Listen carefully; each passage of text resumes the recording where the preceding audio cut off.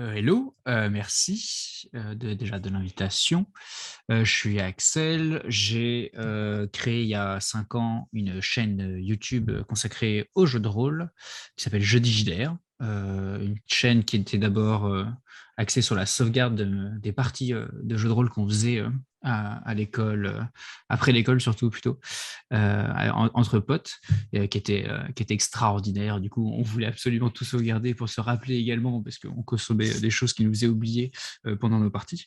Et ensuite, j'ai commencé à publier de plus en plus de parties et à migrer sur Paris et à rencontrer des gens extraordinaires du monde du jeu de rôle. J'ai toujours ramené mon micro et du coup, j'ai continué de podcaster, de créer plein de choses autour du jeu de rôle.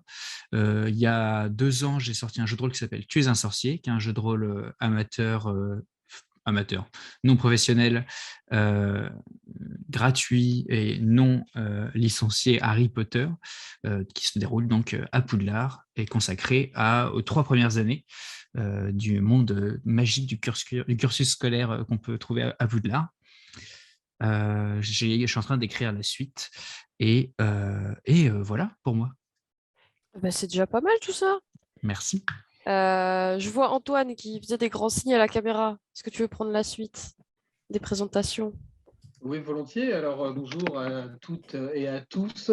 Je faisais des grands signes parce que Axel, on se connaît, on va pas faire semblant. Ah bon? Et donc, il parlait de Tu es un sorcier, qui est le jeu Harry Potter qu'il a écrit et que j'ai masterisé pendant un certain temps et qui est super. Donc, allez jouer à Tu es un sorcier, c'est formidable et c'est gratos. Donc, voilà. Sinon, moi, en gros, donc, je m'appelle Antoine Saint-Épondil, je suis blogueur, journaliste, auteur dans le champ de la science-fiction et du jeu de rôle, enfin culture de l'imaginaire un peu au sens large, mais donc pas mal de jeux de rôle. J'ai créé un blog il y a 12 ans maintenant qui s'appelle Cosmo Orbus et qui est dédié donc voilà à l'imaginaire, beaucoup c'est de l'analyse d'œuvres de SF et puis aussi beaucoup de jeux de rôle, et c'est parce que ça arrivait à une sorte de trop grand foisonnement d'idées autour du jeu de rôle que j'ai extériorisé une partie il y a un an presque maintenant sous format podcast. Et donc j'ai créé un podcast qui s'appelle Nous sommes des alchimistes. C'est un podcast un peu jeune encore, mais voilà, qui est donc un format de carnet de notes audio, on va dire, autour d'idées de comment améliorer mes propres parties de jeux de rôle. Et donc, j'espère donner des idées et puis peut-être émuler un peu, enfin faire plutôt bouillonner la discussion autour de ça. Et donc, à ce titre, je participe un petit peu, moins que je voudrais, mais un petit peu aux courants alternatifs, qui est une communauté en ligne de jeux de rôle et donc j'essaye de m'inspirer et de discuter pour nourrir un peu mon podcast. Et comme on ne se refait pas, ce qui était censé être un format simple et sans trop de prise de tête au début commence à faire apparaître des projets secondaires et des idées d'interview, alors qu'au début c'était un podcast complètement solo. Ça commence à s'ouvrir, j'ai des contacts pour aller interviewer des game designers dans le domaine du jeu vidéo, par exemple, pour essayer de faire des croisements avec le jeu de rôle. Et ce sera super, mais voilà, c'est déjà en train de m'échapper cette histoire, donc c'est super. Bah tant mieux d'une certaine manière, tant mieux, tant mieux. Sans doute. Euh, on va passer à ta piste, Virginia, si tu veux te présenter un petit peu, nous dire qu'est-ce que tu fais toi. Ouais, je fais bonjour déjà. Je fais plein de choses différentes. Moi, j'écris pas mal en amateur. Sinon, je m'intéresse pas mal à la théorie du jeu de rôle. J'ai écouté énormément de podcasts, donc je vais pouvoir en parler. Et sinon, je fais une chaîne YouTube où je fais de la vulgarisation sur de la théorie et je décris un peu c'est quoi la création. Je donne mon avis sur certains thèmes. Voilà. Voilà. Ok, ok, ok. Stéphane, tu es intervenant, c'est ça aussi, me semble, hein. Tu viens d'arriver, non? Stéphane, Alors, on m'entend? c'est Jay qui est avec nous Oui, ce Ah, soir. Stéphane. c'est Jay. Oui, mais je croyais que Stéphane était intervenant aussi, désolé. Bah, Jay, du coup, intervenant de dernière minute, si tu veux te présenter ton podcast, que je connais un petit peu. Ouais, salut. Bah écoutez, bonsoir tout le monde. Donc moi c'est Megès de Megès Podcast. Donc j'ai commencé j'ai lancé mon podcast il y a ouais, ça fait un an. quasiment pile poil.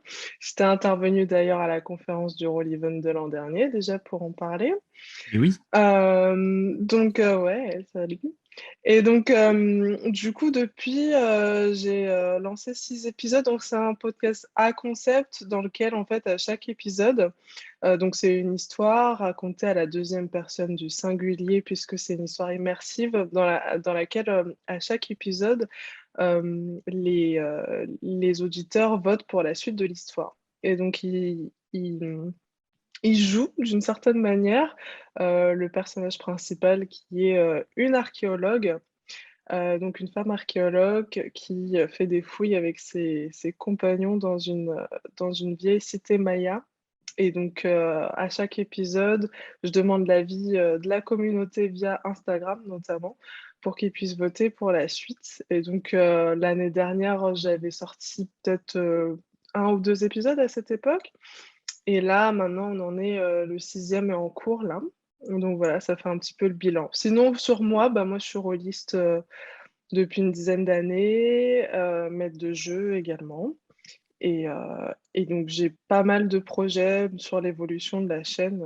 Je vous en reparlerai plus tard pendant le courant de la conférence. Puis ça me permet de faire un petit bilan de mon expérience pour ceux que ça intéresse. Voilà. Super.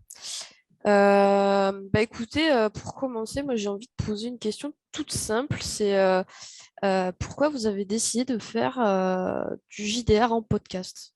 Pourquoi ce support-là particulièrement? Je ne sais pas si certains d'entre vous veulent répondre. N'hésitez pas à prendre la parole. Et pourquoi pas, j'ai envie de te dire.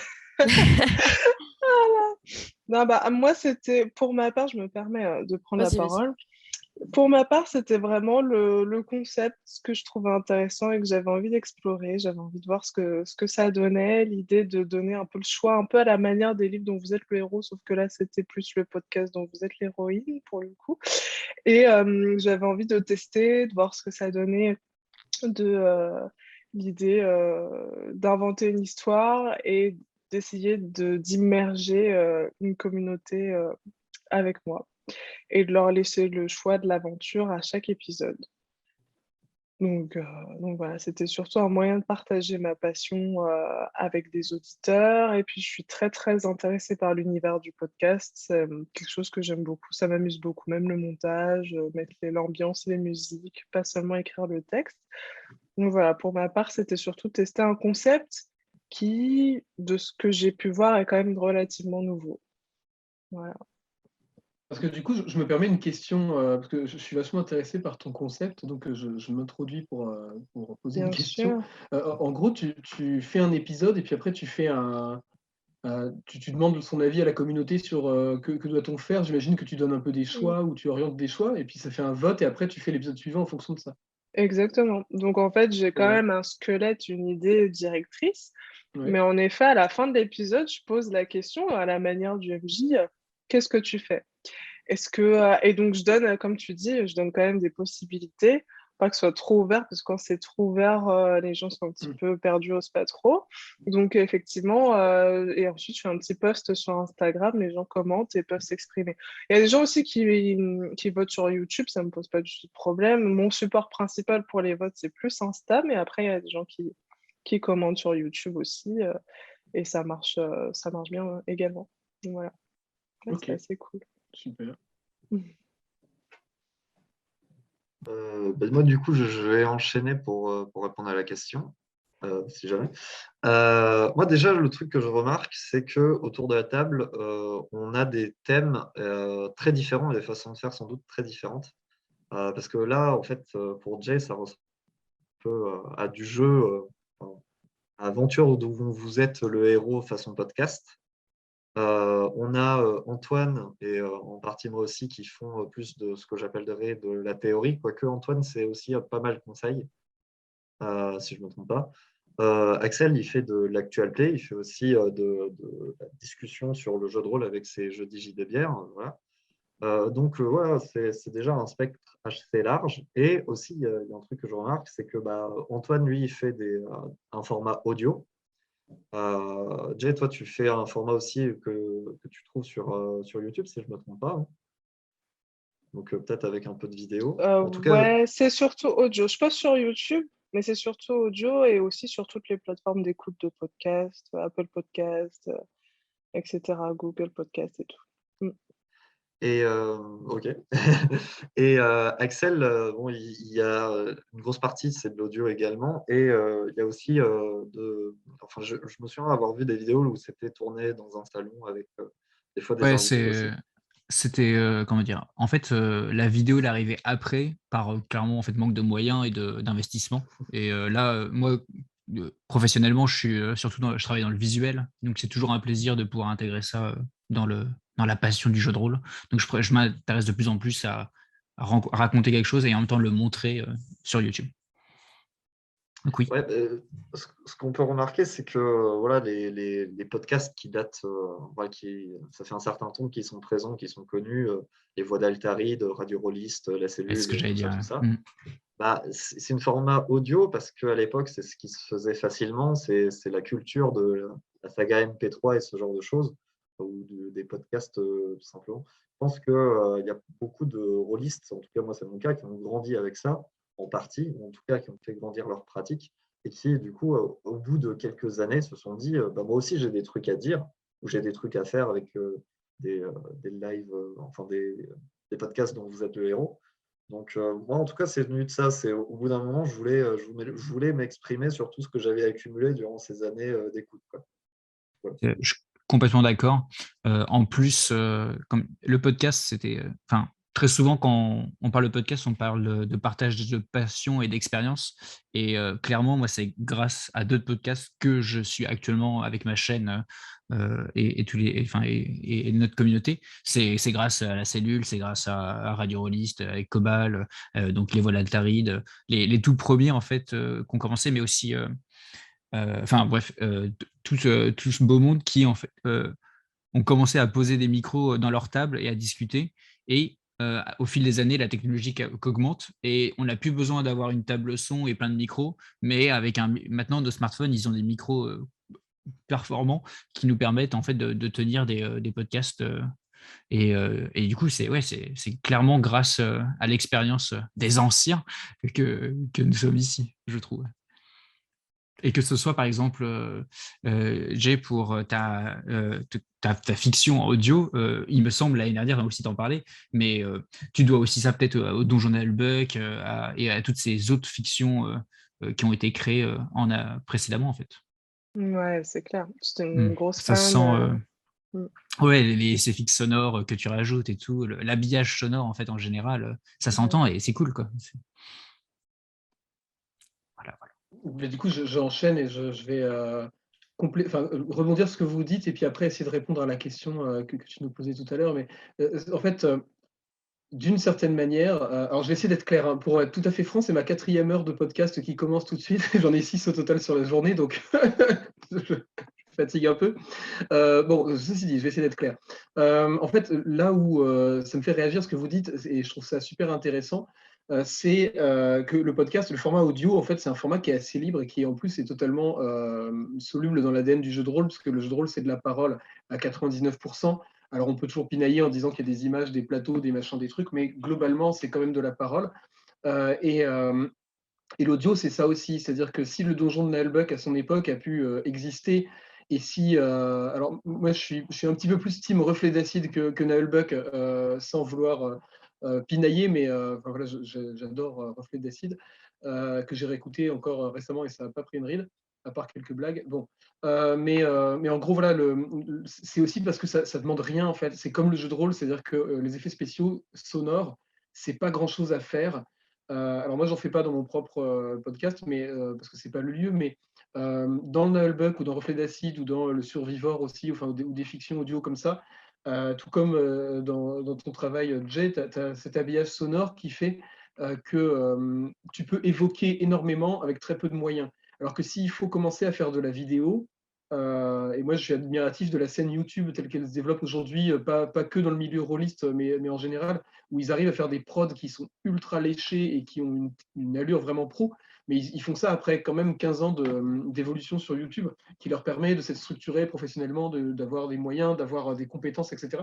Alors que le podcast audio a encore cette espèce d'ADN initial qui est, bah, comme le jeu de rôle, il suffit de dire qu'un truc existe pour qu'il existe. Si tu dis hors champ, oh, qu'est-ce que c'est que ce vaisseau spatial de 19 km de long, eh ben, il existe en fait à cet instant. Si après tu rajoutes 2-3 bruits issus de Star Wars, eh ben, ça le fait d'autant plus.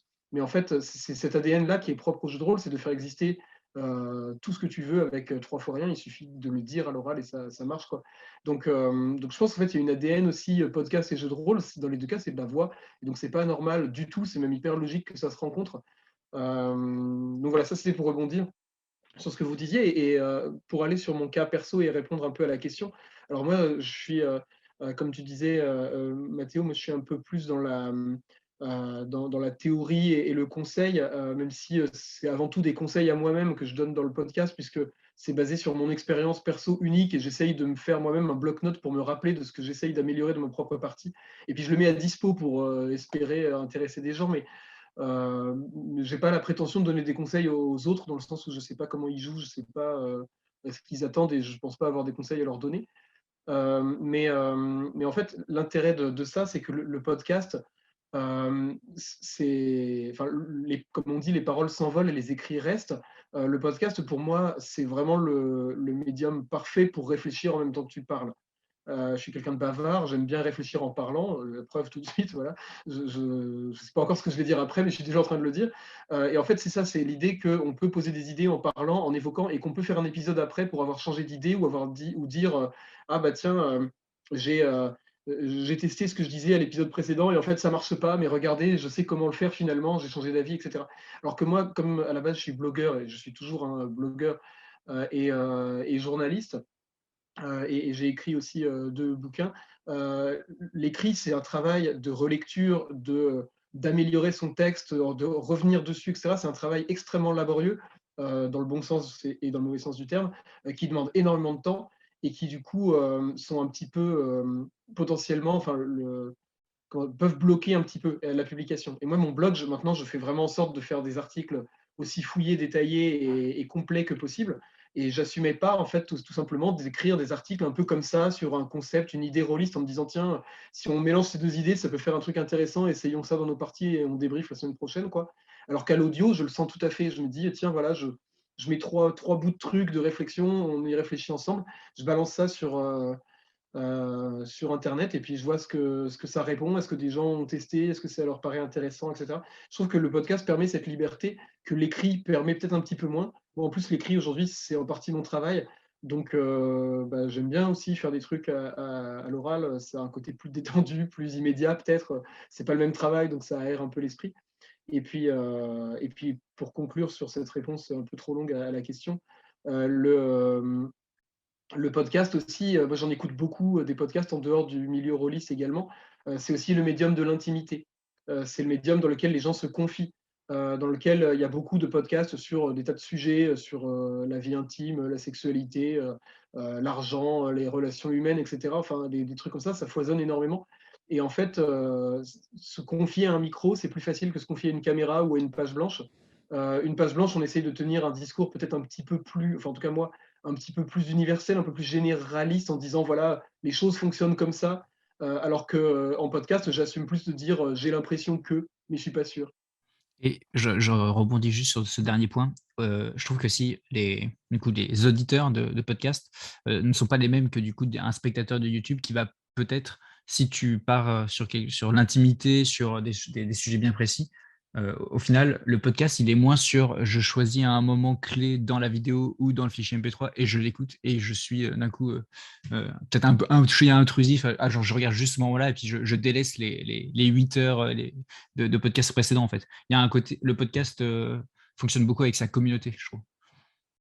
Voilà.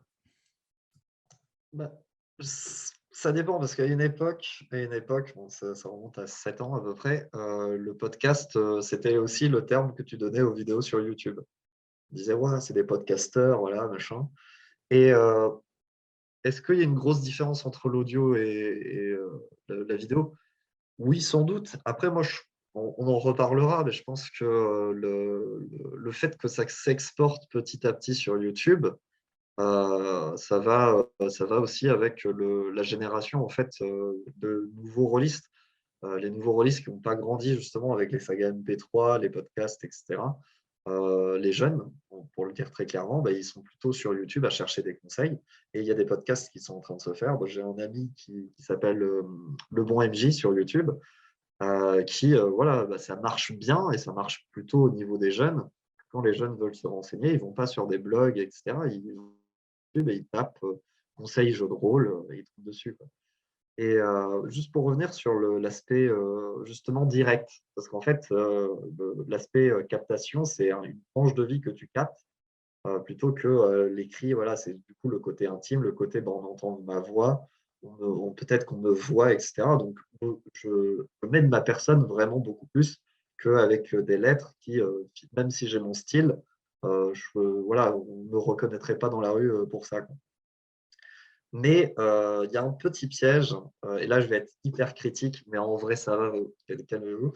Mais en fait, moi, j'écoute beaucoup de podcasts comme vous et depuis très longtemps. Et du coup, en fait, à une époque, quand j'étais jeune, 1 heure de podcast, c'était 1 heure utile à chaque fois.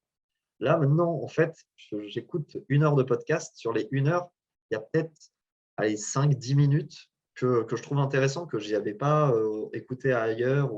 Enfin, ça m'arrive régulièrement parce que je regarde des blogs, puis j'écoute le podcast qui parle de l'article du blog que j'ai déjà lu. Voilà, ce genre de choses. Et quelque chose que je pardonnais très facilement avant, que j'ai un peu plus de mal à pardonner, bah, c'est l'aspect désordonné, live, direct.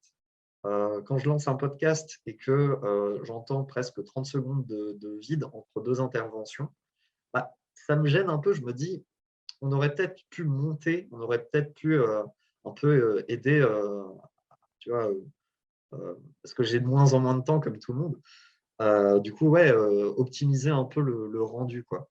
C'est un peu une critique que je fais comme ça, parce qu'en fait, les podcasts, il y en a de plus en plus, et il y a plus en plus de gens qui en font, et c'est génial. Par contre, du coup, le temps que je peux y consacrer à chacun, bah, en fait, il se réduit de plus en plus aussi, du coup. Moi, je milite un peu aussi pour que les gens fassent leur podcast, mais prennent un peu de temps pour essayer de réduire, de condenser, de faire un plan peut-être. Il y aura toujours des gens qui feront au naturel, hein, mais histoire de se dire que certes, c'est de la captation, c'est du réel, mais on peut quand même essayer de retravailler le truc un peu derrière avant de l'envoyer, quoi. Voilà. Je suis d'accord et en même temps, je fais l'avocat du diable.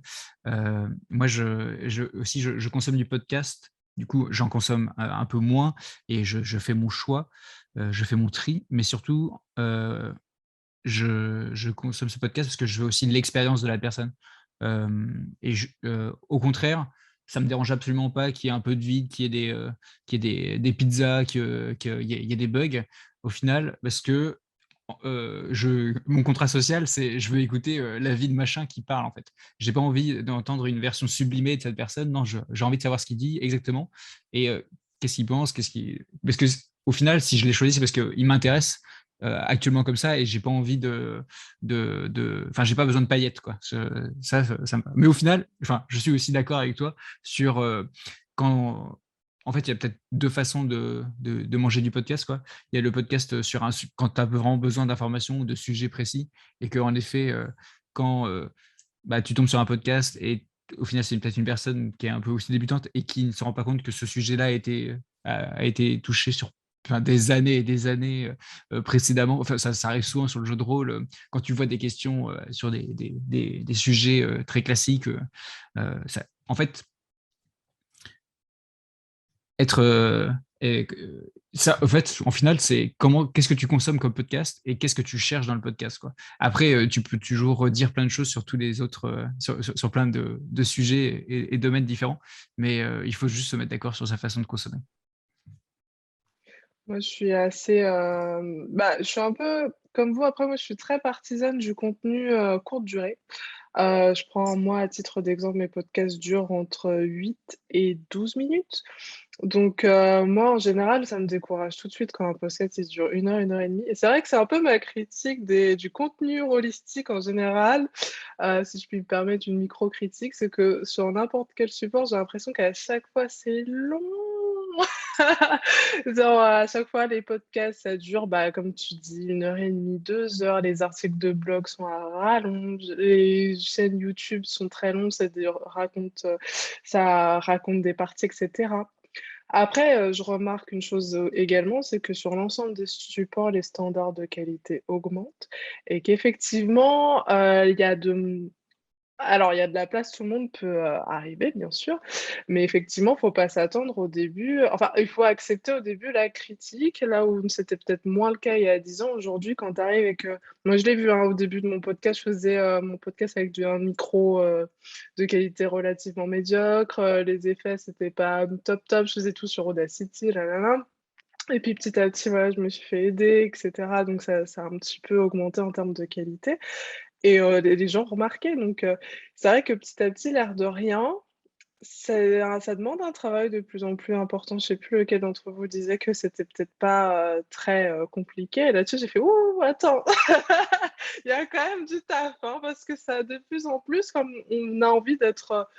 Quand on débute, c'est OK, mais c'est vrai que plus on s'investit en temps, en argent, plus on a envie que notre rendu soit bon. Et aussi, je pense que comme tu disais, c'est Tapis Virginia, c'est ça? C'est vrai que moi, je suis un peu comme toi, quand il y a un petit peu de longueur, les gens qui rigolent, l'épisode et tout, comment dirais-je? C'est vrai que je suis plus comme toi à aimer le condenser, l'information rapide, je veux tout de suite ce que je recherche et tout. Mais je ressens tout à fait Axel sur le fait que, en fait, ça dépend qui aime quoi, en fait. Tout le monde, tu n'auras pas la même cible. Je pense que les gens qui sont dans une ambiance plus conviviale, rigolent, mangent les pizzas, en fait, peut-être que nous, on ne correspond pas forcément à la cible touchée, bien visée par ce type de podcast. Nous, on préfère 5 minutes, micro-learning, tac, j'ai appris un truc en 5 minutes, je vais pouvoir l'appliquer immédiatement. Alors qu'en vrai,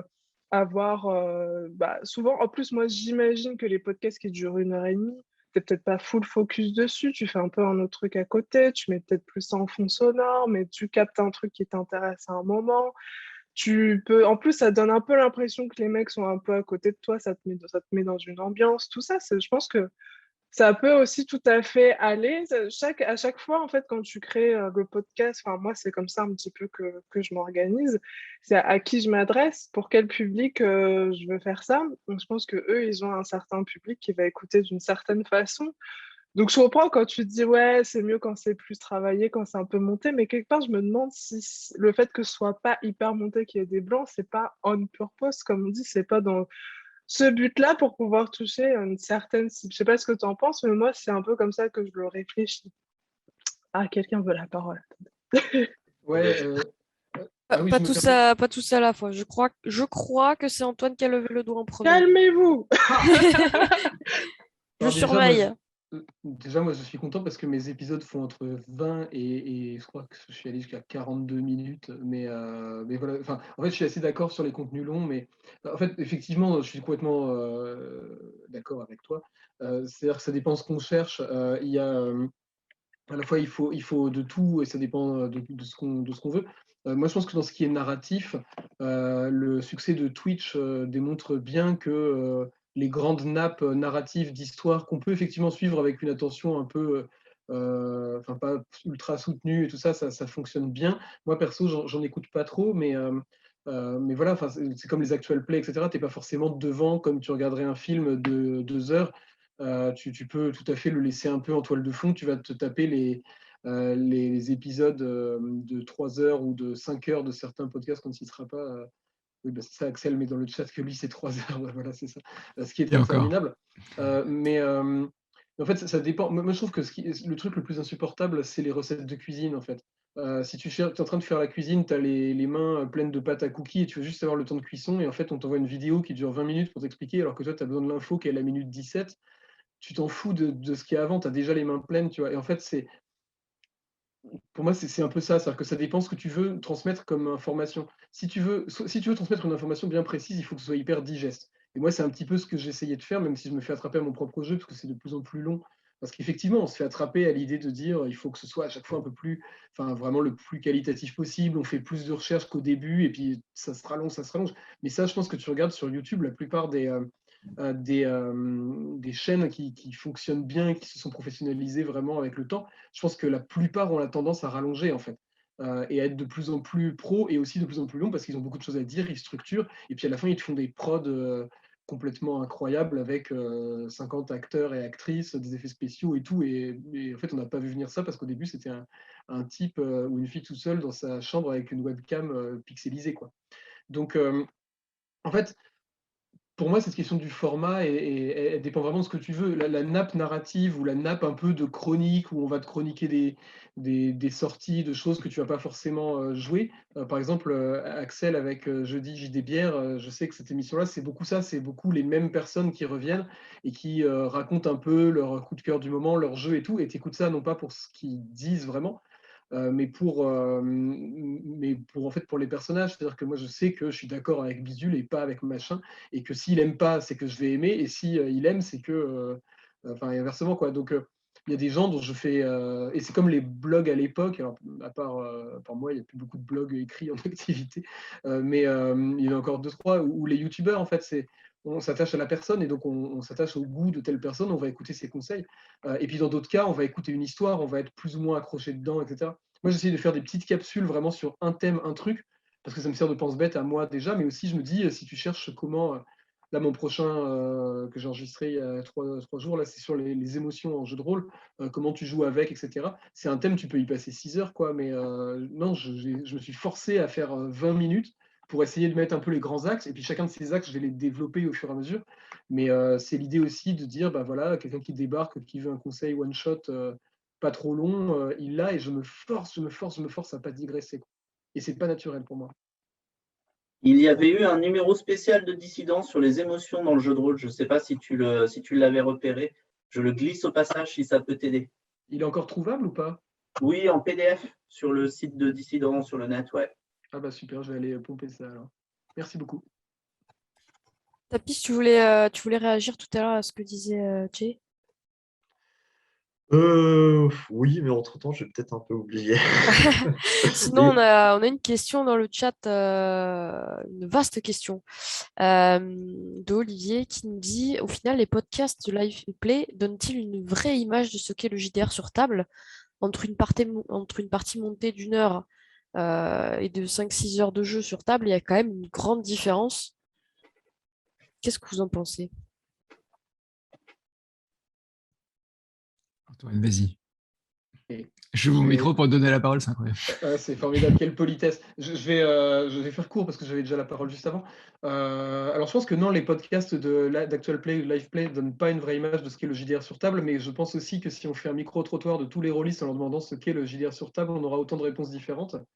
Et qu'il y a de fortes chances que personne joue à la même chose et qu'on appelle tout ça jeu de rôle, mais que c'est un terme un peu valise pour dire.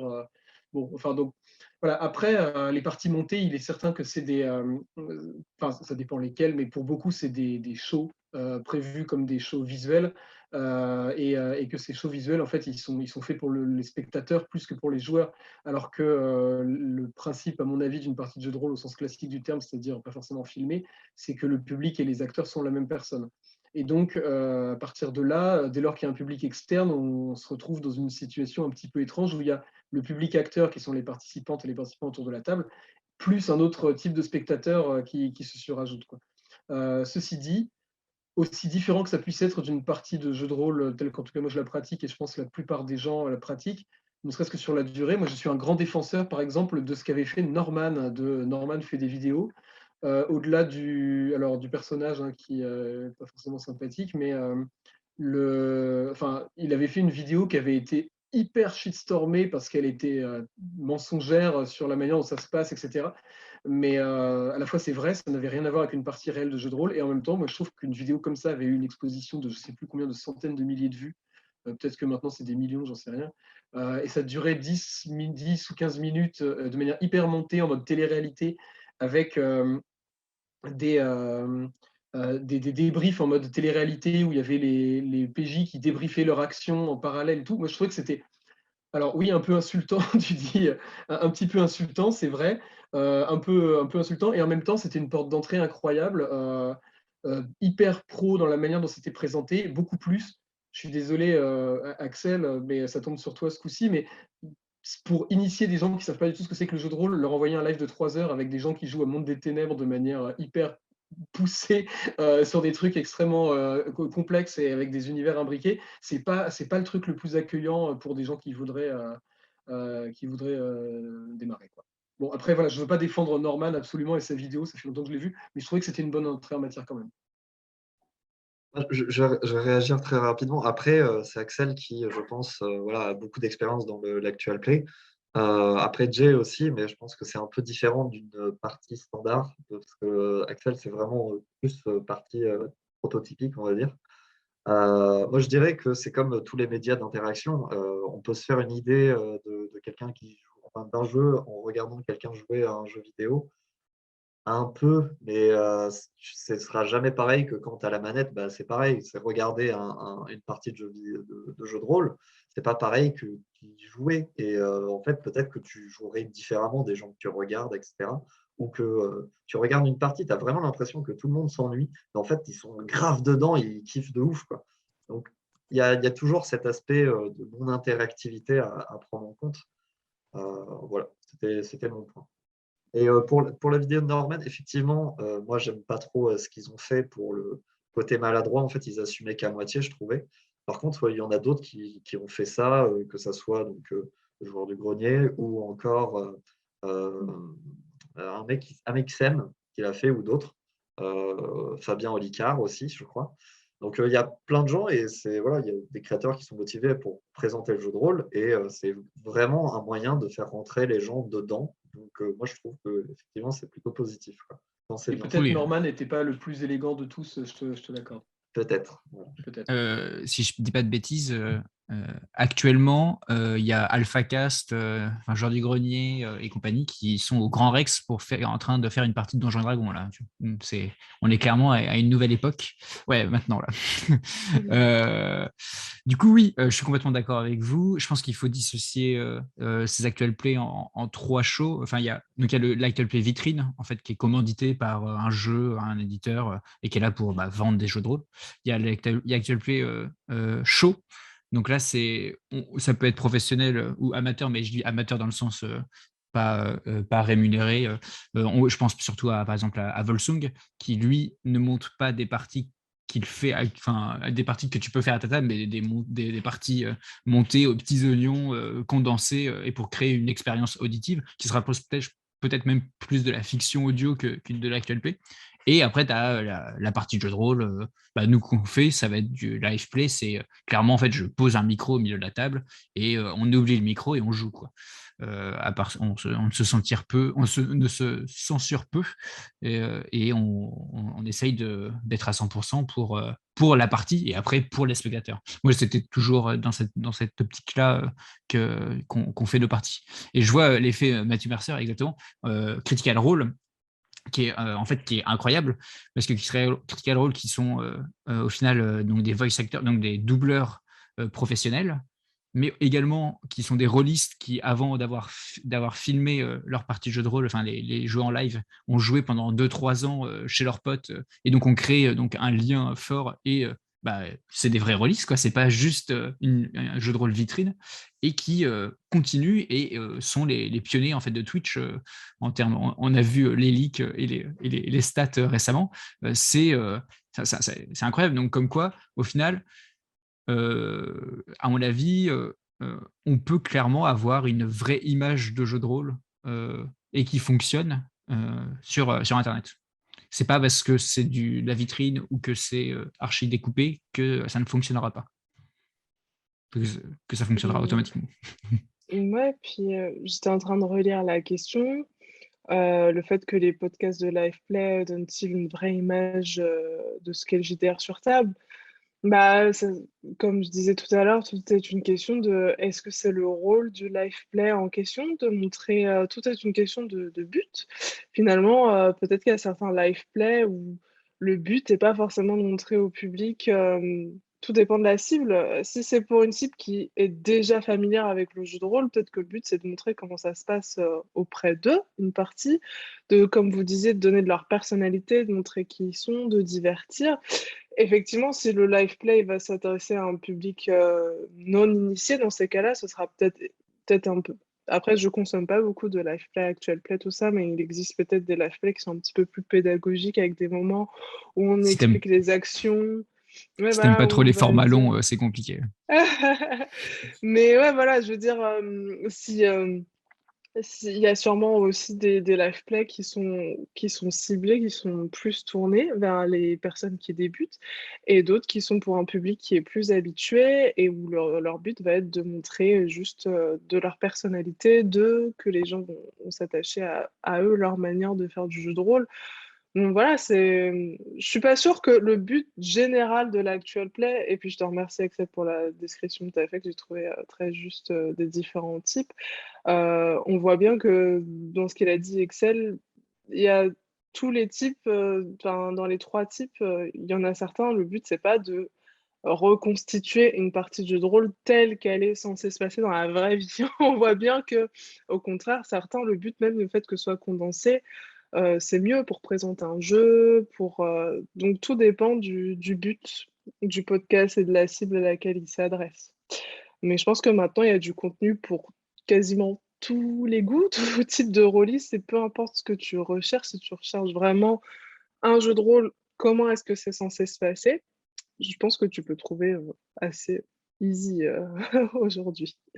Quelque chose qui te retranscrira la sensation au plus près de ce que c'est censé, retranscrire. Après, j'ai pas vu, je suis très fan de Fabien Olicard, donc j'ai vu ses vidéos sur le JDR que j'ai trouvé très bien. Après Norman, j'ai pas vu, donc j'irai voir pour pouvoir me faire ma propre avis de est-ce que c'est est-ce que c'était bien ou pas? J'aurais pas dû dire ça, ça va me coller à la peau et on va me reprocher. Bon, tant Ouais, pis, grand tant défausseur pis. de Norman. J'assume, tant pis. Euh, vous- Oui, si tu voulais ajouter quelque chose peut-être? Bah, sauf si tu avais une question pour partir sur Non, non, autre non, chose. pas Bah, spécialement. en fait, moi, du coup, j'ai un complément à ajouter. C'est tu disais, Axel, les jeux promotionnels qui étaient là pour vendre des jeux. En fait, aujourd'hui, effectivement, comme tu disais, on est vraiment entré dans une nouvelle ère. Alors, un peu parce qu'il y a le joueur du grenier au Grand Rex à faire du donge. Ça, c'est une chose. Mais également, enfin, c'est vrai que c'est un marqueur hein, qui fait que enfin, les rôlistes sont sortis du placard où ils étaient enfermés depuis les années 90, on va dire. Mais, mais en gros, enfin, il y a un autre truc qui, à mon avis, change radicalement, en tout cas en France. Alors, je ne sais pas comment ça se passe dans d'autres pays, mais la face du médium, j'ai l'impression qu'aux États-Unis et dans d'autres pays européens, c'est quand même assez, enfin, quand même un peu le même format. C'est le crowdfunding, en fait. Et donc, le crowdfunding ou financement participatif en français, c'est un truc qui a beaucoup changé le monde du jeu de rôle. Alors, pour le meilleur ou pour le pire, chacun se fera son avis là-dessus, mais de fait, ça a changé beaucoup la manière dont sont édités les jeux aujourd'hui. Le fait qu'il n'y a plus tellement de gammes sur la durée, mais des gammes d'un coup qui arrivent, et en gros, c'est à prendre ou à laisser, etc. Le fait que les boutiques perdent aussi pas mal de leur importance au profit de la vente en ligne one-shot et événementialisée avec du crowdfunding. Et donc, à partir de là, on voit que les actual plays et les podcasts de jeux de rôle filmés comme ça peuvent servir à créer des communautés fortes grâce à des personnalités connues du monde du web, et notamment le joueur du grenier et des gens comme ça, ou des gens comme Fibre Tigre et autres, qui du coup popularisent un jeu, le font connaître et derrière le vendent sous la forme d'un crowdfunding à la communauté qu'ils ont créée sur mesure pour ça en fait. Et c'est ni bien ni pas bien, hein, c'est pas un jugement de valeur, mais de fait c'est un format qui n'existait pas avant, où les jeux devaient se faire une place sur la durée. Je pense que les jeux à l'ancienne, enfin j'évoquais tout à l'heure Monde des Ténèbres, je pense que Monde des Ténèbres, c'est 40 ans de bouche à oreille et de photocopies clandestines sur les imprimantes de toutes les entreprises du monde, avant de entreprises et fac, hein, les universités ont beaucoup apporté, à mon avis, à Monde des Ténèbres. Et donc, pour faire connaître un truc vraiment par bouche à oreille, par capillarité de réseau comme ça, un peu clandestin, et que maintenant on est passé dans une ère complètement différente en termes de promotion et également de distribution et de vente. Voilà. Après, moi, je suis pas éditeur de jeux de rôle, j'en connais un ou deux, mais voilà, enfin, je pense que c'est quelque chose qui change assez en profondeur, en fait, le format et la manière dont on aborde les jeux, la manière, du coup, fatalement, dont ils sont écrits également. C'est-à-dire, ils sont écrits de manière à être solubles dans ce type de format et de modèle économique. Ça me fait penser à Trick Track et en fait, leur fameuse vidéo qui a complètement démocratisé une nouvelle façon d'apprendre un jeu de plateau. C'est non, tu regardes pas les règles, tu regardes la vidéo de 5 minutes pour comprendre les règles. En fait, il y a l'actual play permet un peu de faire ça. Avant d'acheter un jeu de rôle ou tu viens d'acheter ton jeu de rôle, et il fait 400 pages, il est écrit petit. Et avant de te lancer, c'est te faire un petit actual play pour comprendre le mood, enfin le ton dans lequel tu vas jouer, les mécaniques de base et qu'est-ce qui accroche et même par exemple mais je vais pouvoir pomper ce scénario en fait que je suis en train de voir, quoi.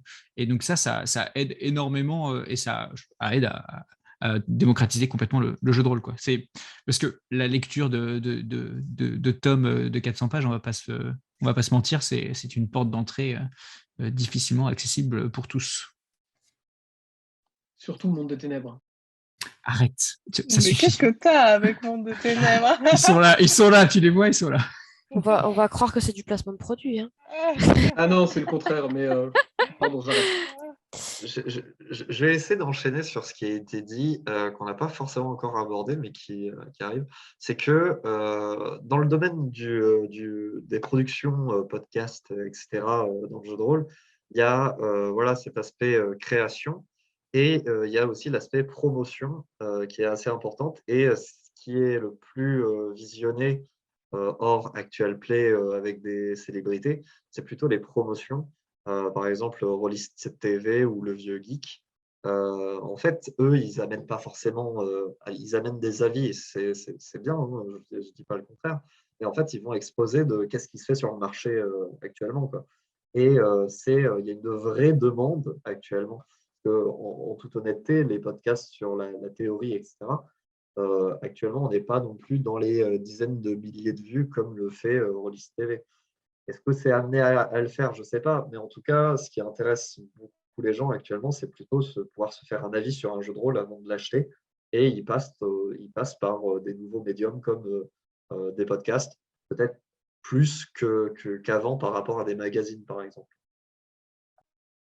Tu as essayé d'ouvrir des boîtes de jeux de rôle avant de parler de théorie, histoire de les traquer.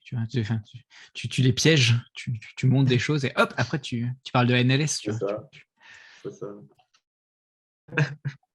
Par rapport à ça, en fait, je pense qu'il y a aussi une question il y a une question comment dire, de ce que je recherche chacun et chacune, mais c'est aussi ce que recherche en fonction de son cycle de vie de rôliste, on va dire. C'est-à-dire que quand tu débutes, que tu connais rien, tu vas chercher des trucs de débutant, mais ce qui est normal, hein, c'est pas un jugement de valeur. Et puis quand tu es un vieux briscard qui est là depuis 30 piges et qui a déjà joué à tout dans toutes les éditions et qui connaît exactement chaque variation du système de jeu, tu vas aller chercher des trucs qui t'expliquent si l'édition 6 est mieux ou moins bien que l'édition 8 et pour pouvoir faire ton propre hack et ton propre crossover. Voilà. Donc, ça dépend évidemment de ce qu'on cherche en fonction de son niveau de maturité. Encore une fois, ce n'est pas un jugement de valeur, mais dans le médium. Il y a aussi un élément, c'est que dans les podcasts qui marchent et qui sont faits, etc., les podcasts de théorie, et moi c'est un truc qui me tient énormément à cœur, pas trop la théorie en elle-même, parce que je ne pense pas faire exactement de la théorie, mais il y a les podcasts qui parlent de jeux, de l'intérieur du jeu, enfin du contenu des jeux, si tu veux. Alors je mets de côté les actual plays pour l'instant, mais qui parlent du contenu, c'est-à-dire, moi c'est vraiment ça que j'essaye de faire, c'est dire dans telle partie, tel truc ça n'a pas marché, tel joueur et il n'a pas compris, ou alors il a compris et du coup c'était mieux ou moins bien et truc, et parce que j'ai fait telle technique qui ou pas, etc. Et puis après il y a les podcasts qui parlent des jeux en tant que produit, en tant éventuellement en tant qu'œuvre. mais souvent en tant que produit, c'est-à-dire le bouquin, il est comme ci, il est comme ça, il est beau, il est lourd, la couverture est vernie ou elle n'est pas vernie. Et du coup, le corollaire de ça, c'est ceux qui parlent du milieu, en fait, du milieu rôliste. Tu as les podcasts qui parlent des jeux, de l'intérieur des jeux et de la pratique qu'on en a. Et tu as ceux qui parlent de qui a réédité quoi, de qui a été racheté par qui, etc. Et ça a pas mal de succès aussi. Je sais que ça fait couler pas mal de pixels sur les différents médias rôlistes. Et on a ou pas un attrait pour ça. Mais je pense qu'il y a pas mal d'attrait pour ça. Tout comme il y a pas mal d'attrait pour les produits, parce que les rôlistes sont des collectionneurs pas mal et aiment bien les beaux objets, etc. Non, pas de name drop, désolé. Euh, et donc voilà, je pense que c'est aussi une clé en plus, c'est-à-dire que tout le monde ne s'intéresse pas au contenu même de nos théories, parce que c'est comment dire, de la cuisine, quoi. C'est vraiment comment tu fais ton truc, etc. Et c'est peut-être un peu plus spécialisé que dire ah bah tel objet est mieux, moins beau et tout. Et puis c'est plus dur à faire aussi, hein. C'est pas pour nous jeter des fleurs, mais c'est pas le même boulot que d'ouvrir des boîtes. Oui, bah voilà, tout le monde n'a pas forcément envie de savoir quel type de caméra a été utilisé pour filmer les films qu'ils regardent au ciné, quoi. Mais ouais, donc c'est des niveaux de recul, etc. Moi, ce que je veux apporter, parce que c'est un peu le thème de ma chaîne et de ma production, c'est l'aspect vulgarisation. On pourrait croire au fur et à mesure des années, des trucs qui ont popé, que le jeu de rôle est devenu compliqué. En fait, je pense que le jeu de rôle a toujours été compliqué, mais qu'on ne l'explorait pas forcément à 100% ou qu'on galérait un peu au début. Et donc, il y a beaucoup de jargon, hein. On peut citer une trentaine de termes assez facilement, où on est sûr qu'un débutant classique ne comprendra pas du tout, quoi. Et du coup, on peut essayer justement de faire vivre cette culture comme on vulgarise des sciences. Voilà, donc des youtubeurs connus comme, je ne dis pas que je fais la même, attention, j'ai un niveau de qualité bien moindre, mais Dirty Biology, etc., qui ont réussi à rendre des sujets complexes, intéressants et accessibles à des gens. Parce que si demain on essaie de passionner un jeune de 16 ans pour la théorie et qu'on lui envoie un podcast de 3 heures dessus, ça va être compliqué d'en motiver pas mal. Peut-être qu'il y en aura un ou deux, hein, mais pas 100, quoi. Voilà. Donc la vulgarisation, ça va être un vrai sujet à venir. Mais après, moi, je parle de la théorie. On n'est pas obligé de parler que de ça, excusez-moi. Voilà, c'est mon sujet.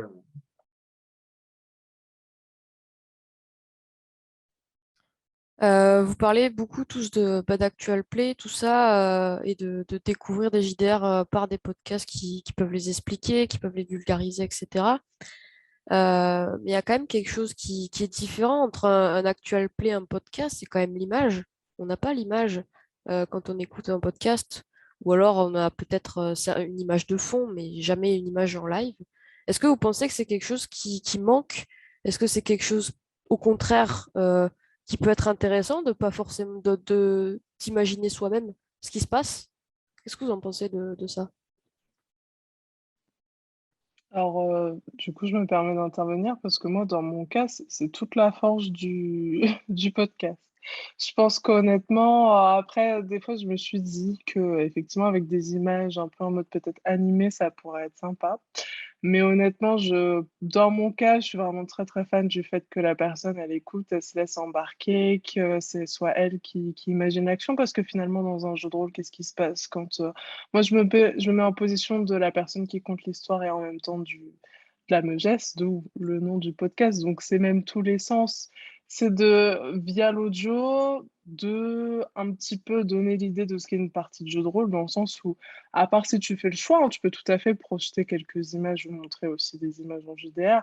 Mais en général, il y a quand même une grande liberté qui est offerte aux joueurs de pouvoir s'imaginer les actions.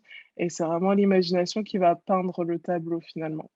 Donc moi, dans mon podcast, c'est un peu toute cette symbolique qui est reprise du fait que moi, euh, je te raconte l'histoire, je t'oriente vers l'action, et je te donne le choix, mais il n'y a pas d'image, tout vient de ton imagination, c'est toutes les sens.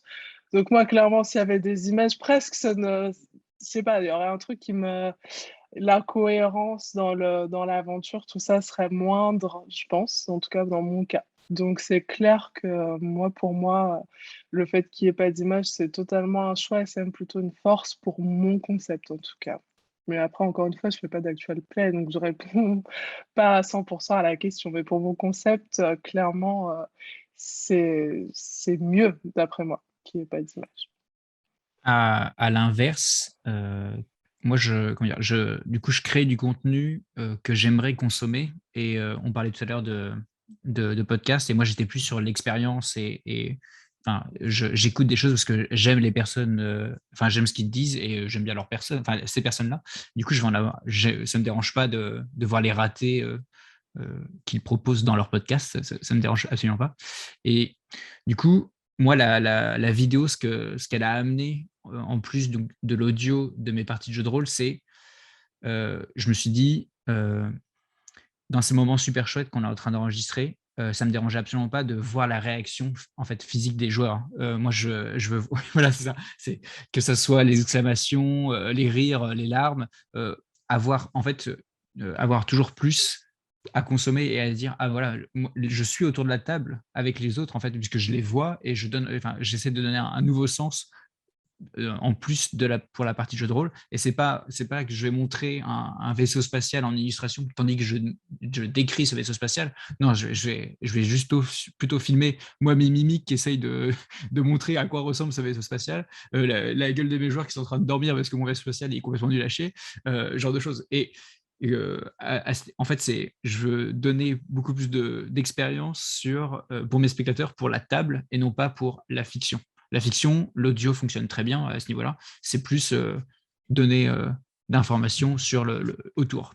Et un petit exemple qui fonctionne bien pour le visuel, c'est pour les jeux type Donjons et Dragons.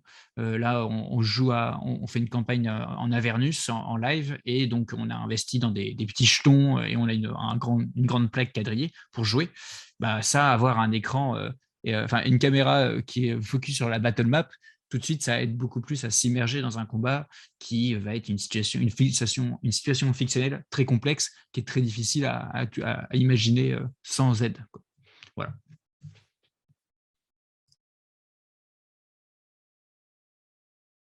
Très beau décor.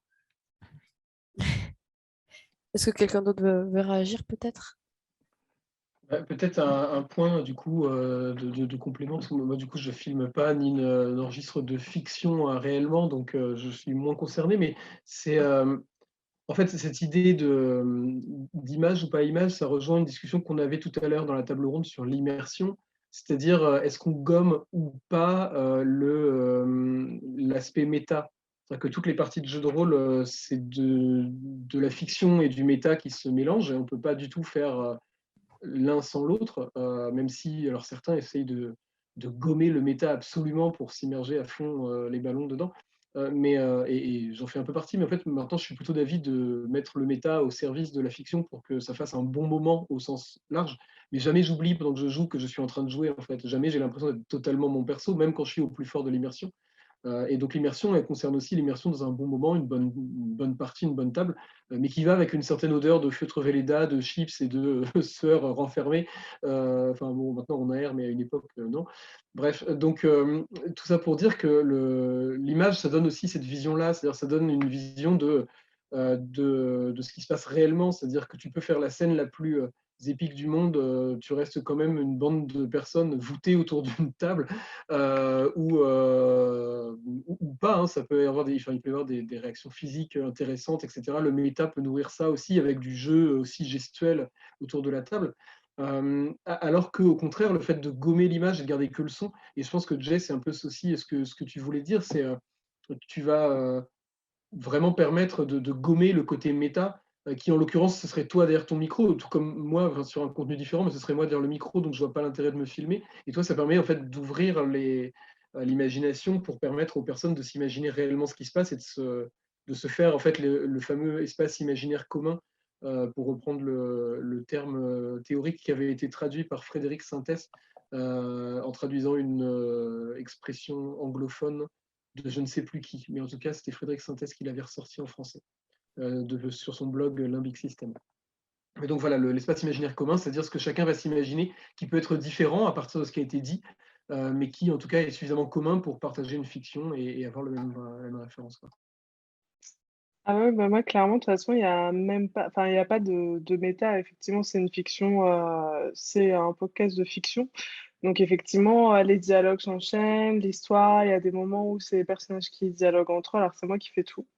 C'est moi qui fais toutes les voix, mais un peu finalement comme dans une partie de JDR où le MJ, bah, c'est lui qui fait toutes les voix, c'est lui qui prend les accents, c'est lui qui fait.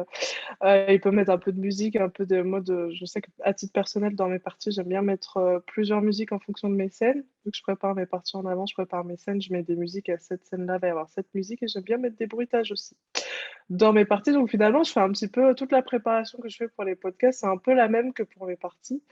Mais ouais, il s'agit vraiment d'une fiction audio immersive, donc pour le coup, il n'y a pas de méta. Et effectivement, l'absence d'image fait que les personnes peuvent un peu s'immerger dans le truc. Et comme tu disais très bien, s'imaginer la scène à leur manière, quoi. Ils ont un peu cette liberté d'imagination tout en étant dans l'histoire avec le côté vote à la fin.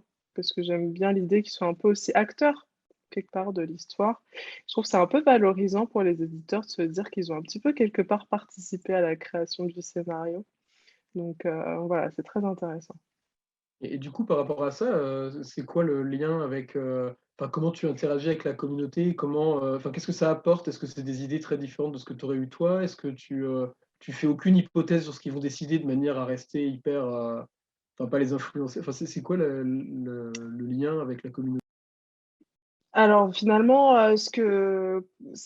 comment ça se passe, c'est à chaque fin d'épisode, donc je leur pose la question, qu'est-ce que tu fais? Et alors, est-ce que tu fais comme ça? Est-ce que tu vas là? Est-ce que tu vas faire plutôt comme ça? Je leur expose un petit peu tous les choix et il y a toujours un choix de où est-ce que tu fais autre chose? Ça, j'y tiens parce que voilà, je propose des choix qui paraissent les plus cohérents, mais de temps en temps, il y a des gens qui veulent s'orienter comme dans une partie de jeu de rôle. Finalement, il y a quelqu'un qui dit, ben non, moi je fais complètement autre chose. Donc, comme je disais au début de la conf, il y en a qui votent sur YouTube, d'autres qui votent sur Insta. En général, je préfère quand tout est centralisé sur une plateforme, mais bon, c'est complètement OK. Et en gros, en fonction des votes des participants, bah, je vais plutôt orienter l'histoire dans une direction. Jusque-là, il n'y a pas eu trop de surprises. En général, les gens vont dans la direction que moi-même, en tant qu'auditrice, je pense que j'aurais choisi.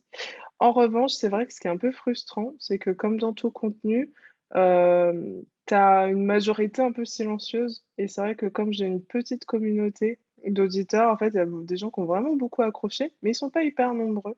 Et donc, du coup, c'est vrai que, bah, en général, même dans les gros youtubeurs qui font des millions de vues, en réalité, parmi toutes les personnes qui vont écouter, tu vas avoir, allez, peut-être 10% qui vont s'abonner et 1% qui vont participer. Bah là, bah, à plus petite échelle, c'est pareil. Et c'est vrai que du coup, ça fait très peu de participants. J'ai pas énormément de matière et c'est vrai que c'est ça qui me frustre un petit peu.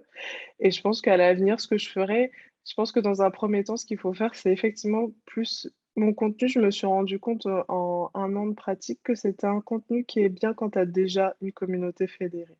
Et je pense qu'il faut d'abord, avant de proposer ce type de contenu, fédérer une communauté autour d'un concept un peu plus simple, qui est par exemple raconter une histoire à la deuxième personne en mettant l'auditeur en tant qu'acteur de l'histoire, et ensuite inclure le côté vote, etc., petit à petit. Mais tout d'un coup, alors que tu sors d'un peu de nulle part, que tu es nouvelle dans le podcast game, et que tu arrives et que tu balances ça direct, alors que les gens sont pas encore, te connaissent pas encore, osent pas forcément interagir, etc. C'est un petit peu jeune, on va dire, et je pense que bah, j'y reviendrai peut-être un peu plus tard si on a l'occasion. Mais là, je termine la saison 1 du podcast, et je pense qu'après ça, je proposerai d'autres concepts qui permettraient plus de d'abord fédérer une communauté un peu plus et un engagement plus fort avant de rebalancer sur la saison 2 de cette histoire-là et de reprendre ce concept-là. Si jamais il y a des gens qui ont envie de se lancer ce serait mon conseil de mon expérience. Si des personnes ont envie de se lancer dans un podcast à concept similaire, je sais qu'on m'a demandé des retours d'expérience, du coup j'en profite de ta question pour répondre. Mais voilà, ce serait plus pour d'abord proposer quelque chose qui nécessite moins d'engagement pour mettre en confiance les auditeurs qui te connaissent un petit peu mieux avant de susciter un engagement plus fort, je pense. Voilà, voilà. Alors, puisqu'on parle de communauté, Justement, ça fait déjà un peu plus d'une heure que vous discutez. Et du coup, c'est le moment pour moi, comme un zébulon qui sort de sa boîte, de venir vous rappeler que le Roll-Event, c'est la mobilisation de la communauté rôliste francophone pour des bénéficiaires qui sont cette année les Blues Roses pour la France, la Fondation Théodora pour la Suisse et puis Opicloun pour la Belgique. C'est des associations qui travaillent en milieu hospitalier avec des gens qui sont hospitalisés longue durée, des enfants, des personnes âgées, et qui, par l'intermédiaire du jeu, essayent de redonner un peu de joie et d'améliorer le quotidien et de divertir ces gens qui sont dans des conditions difficiles, qui vivent des moments difficiles. Et donc, de vous rappeler que vous pouvez faire un don pour ces associations en choisissant le bénéficiaire. Vous avez un onglet sur la page principale du site du Roll-Event, sur la page d'accueil en haut à droite. Et puis, vous pouvez aussi passer sur la boutique solidaire. Il y a un certain nombre de goodies qui ont été choisis, qui sont siglés Roll-Event. Vous avez même des t-shirts, du matériel du jeu de rôle Aria qui est en vente pendant le Roll-Event, donc il ne sera plus en vente après. Hein, c'est un peu collector. J'ai l'impression que le t-shirt noir Aria se vend très bien, part très bien. Et puis, vous dire aussi qu'il y a une tombola et que à chaque fois que vous faites 10 € de dons, eh bien, vous prenez un ticket pour participer à cette tombola avec de nombreux lots. Je remercie tous les donateurs, les maisons d'édition, les artisans qui nous ont proposé des lots.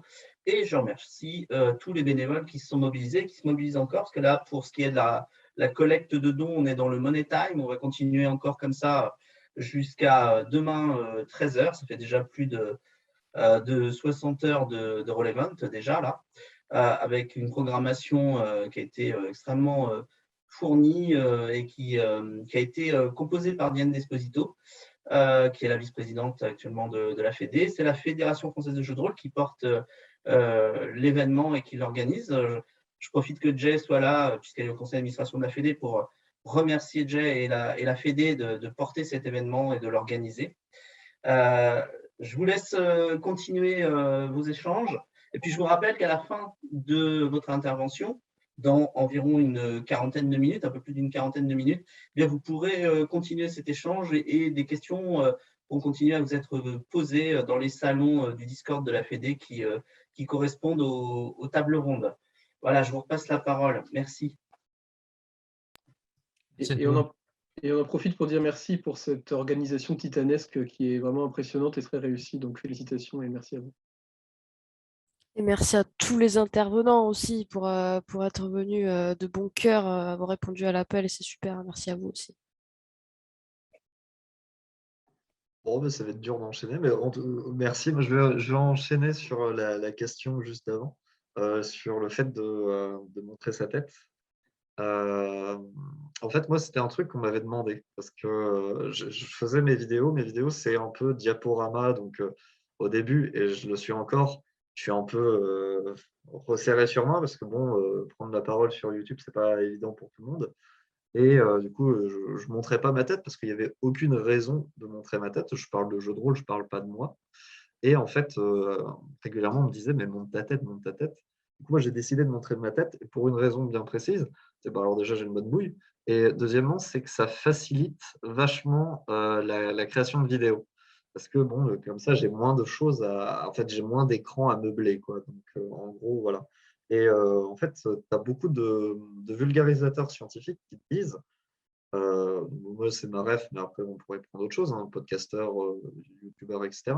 Ils montent leur tête parce qu'en fait, ça crée un lien avec le public. Il y a tout le paraverbal voilà, qui se passe avec. Donc, ça aide pas mal. Et peut-être, si ça vous va, à voir s'il y a des gens encore qui veulent parler de ça, moi, j'aimerais bien traiter un peu le thème de la légitimité et de la diversité au sein des podcasts. Ça va être un gros thème. Je vois Antoine qui réagit. Je ne sais pas si tu veux commencer. Tu m'as l'air d'avoir des choses à dire, donc tu n'as qu'à commencer, puis on rebondira Ok. si tu veux. Bon, ben, je vais parler déjà de la légitimité et après la diversité. Voilà, je pense que tout le monde, notamment Jay, aura beaucoup de choses à dire sur voilà, la représentation des femmes dans le podcast, par exemple. Mais moi, au début, bon, je suis jeune, donc j'écoutais plutôt des gens qui avaient 2 fois mon âge parler du jeu de rôle, et je trouvais ça très bien. Et je ne me sentais pas du tout légitime à parler du jeu de rôle en général, quoi, même si ça faisait des années et des années que voilà, je scrutais des blogs, je me nourrissais de tout un tas de trucs. Et j'ai commencé à créer parce qu'il y avait un truc que je voulais voir arriver qui n'arrivait pas. Et du coup, je me suis dit, OK, bah, s'il n'y a personne pour le faire, je vais le faire. Donc là, pour le coup, c'était le Frankencast sur les jeux alternatifs. Voilà, il fallait que quelqu'un le fasse, du coup, je l'ai fait. Et ça m'a débloqué. Je me suis dit, en fait, personne ne m'a jeté de cailloux pour avoir fait ça. Donc, en fait, si j'ai fait ça, je peux peut-être faire autre chose. Et du coup, voilà, c'est comme ça que je me suis lancé. Mais encore, moi, c'est assez facile parce que, honnêtement, en tout cas, je le ressens depuis que je suis gosse, on m'a toujours encouragé à me mettre en avant, à faire des choses, etc. Mais pour les gens où, justement, ils ont des pressions sociales pour, justement, pas trop prendre la parole, pas trop, voilà. Donc, tout ce qui est oppression, on parle de ça. C'est, je pense, plus légitime, enfin, c'est plus compliqué de se sentir légitime à créer et à exposer son travail à d'autres. En tout cas, c'est ce que dit, par exemple, le podcast Légitimité sur Radio Rolliste avec RL et Atlas et Lisa Banana. Et sinon, il y a un autre podcast sur la légitimité qui s'appelle Légitimité avec KF, Céline et Eugénie, là où justement, c'est plutôt donc, des femmes qui parlent de comment prendre la parole dans le milieu rôliste et avoir des podcasts qui ne traitent pas forcément de sujets de légitimité ou de diversité, hein, mais comment avoir cette parole-là, quoi. Voilà. Le pavé dans la mare est lancé, hein. Je pense que, enfin, on en reparlait précédemment, mais avec la multiplication des podcasts, des actual plays, des live plays, on est la légitimité lentement, enfin la question de la légitimité disparaît doucement, j'ai l'impression, dans le sens où, en effet, tu peux avoir tes outils, tu peux poster très facilement sur YouTube, et il y a rarement des personnes qui vont arriver pour dire mais arrête de faire ça, en fait. C'est ça. Je trouve que continuez, produisez, faites-vous plaisir, mais n'essayez pas, parce que c'est une quête très difficile, de tirer des grandes récompenses de vos créations, en fait. On est extrêmement nombreux dans le domaine. Moi, je parle d'expérience. Quand je mets trop d'attentes dans un podcast ou dans une création que je fais, que je publie sur YouTube, et qu'au final, elle a très peu d'engagement, bah ça fait pas plaisir. Et c'est pour ça que l'idée ça rejoint le côté légitime, parce que, à mon sens, et je pense que surtout avec ces nouvelles générations qui arrivent et qui sont dans l'explosion de création, en fait. Maintenant, enfin, on a des plateformes comme TikTok où tu peux créer quelque chose, et il n'y a même plus cette question de légitimité. N'importe qui peut créer un compte et le faire, et personne ne va te dire arrête de faire ça, quoi. Tout le monde le fait, c'est dans l'air du temps, quoi. Tu communiques et tu produis sur Internet. Les nouvelles générations font ça depuis maintenant très jeune, quoi. Donc, faites-le si ça vous fait plaisir, mais ne cherchez pas le succès automatique. C'est pas parce que maintenant vous pouvez le faire que ça va fonctionner comme ça d'un claquement de doigts. Je décale légèrement le sujet, mais moi, à de nombreuses reprises, on me demande comment j'ai fait pour avoir mes petits abonnés, quel type de matériel j'ai pour réussir à faire ça. Mais au final, c'est du temps, et c'est un milieu difficile pour percer. Et je ne considère pas que j'ai percé du tout. Je sais pas si alors Antoine, toi qui a un podcast sur combien un podcast depuis longtemps. Tu disais que tu podcastais tu avais un site déjà depuis 12 ans. Tu as sûrement vu l'évolution du domaine et des podcasteurs naître il y a peu et exploser en millions et millions d'abonnés. Les podcasteurs, ça n'existe pas depuis peu de temps, hein, ça existe depuis toujours. Après, moi, je ne vais pas m'exprimer sur le côté diversité et profils qu'on voit trop, dans le sens où je suis exactement le profil qu'on voit trop. Donc, Ah, mais nous sommes tous les deux bruns, oui, voilà, tous les trois bruns à lunettes, tous enfin les deux à trois, lunettes, voilà. les trois. Ouais, bref. Néanmoins, enfin, en fait, sur la légitimité à créer des trucs quand on n'y connaît rien, en fait, moi, quand on ne sait pas si on y connaît suffisamment pour s'accorder la légitimité de le faire, moi, j'ai évacué cette question-là avec mon podcast Nous sommes des alchimistes, parce que je parle de mon expérience de jeu de rôle. Et moi, je joue au jeu de rôle depuis 17 ans cette année. Et donc, je considère que j'ai des trucs à dire sur ma propre pratique. Là, quand même, au bout de 17 ans, on peut avoir des trucs à dire sur ce qu'on fait soi-même, quoi. Enfin, à un moment donné, sinon, on ne s'autorisera jamais rien. Voilà, donc après, je ne m'autorise aucune remarque sur la pratique des autres, tout le monde fait bien comme il le sent et comme ça lui plaît, etc. Et c'est pour ça que quand je dis je donne des conseils à moi-même, ça paraît peut-être un peu bizarre, ou pourquoi je ne donne pas des conseils tout simplement aux débutants ou à tout le monde en disant il faut faire comme ci, faut faire comme ça. Parce que d'une, j'en sais rien, de deux, je ne sais pas comment ils jouent, etc. Et de trois, ou de deux, moi, je n'ai pas une énorme culture rôliste. Moi, ma ludothèque, elle est assez restreinte. Je ne joue pas à 10 000 jeux différents. J'en ai pas lu tant que ça.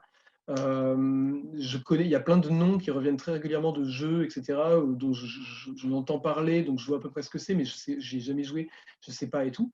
Moi, je suis plutôt d'un profil obsessionnel, c'est-à-dire que je prends un truc et je le ponce pendant toute ma vie. Voilà, enfin, je vais jouer au même jeu toute ma vie à peu près. Alors, j'espère en découvrir quand même, mais je jouerai encore à Sombre, je jouerai encore aux Ombres d'Estérel, je jouerai encore à l'Appel de Cthulhu, je suppose, dans X temps, quoi. Et donc en fait, voilà, après, du coup, je m'autorise à parler de ma propre pratique, je m'autorise à parler de ce que je fais moi, et je m'autorise à me dire à moi-même, tiens, bah voilà comment je fais pour améliorer mes propres trucs, etc. Et pour le coup, le podcast aide beaucoup.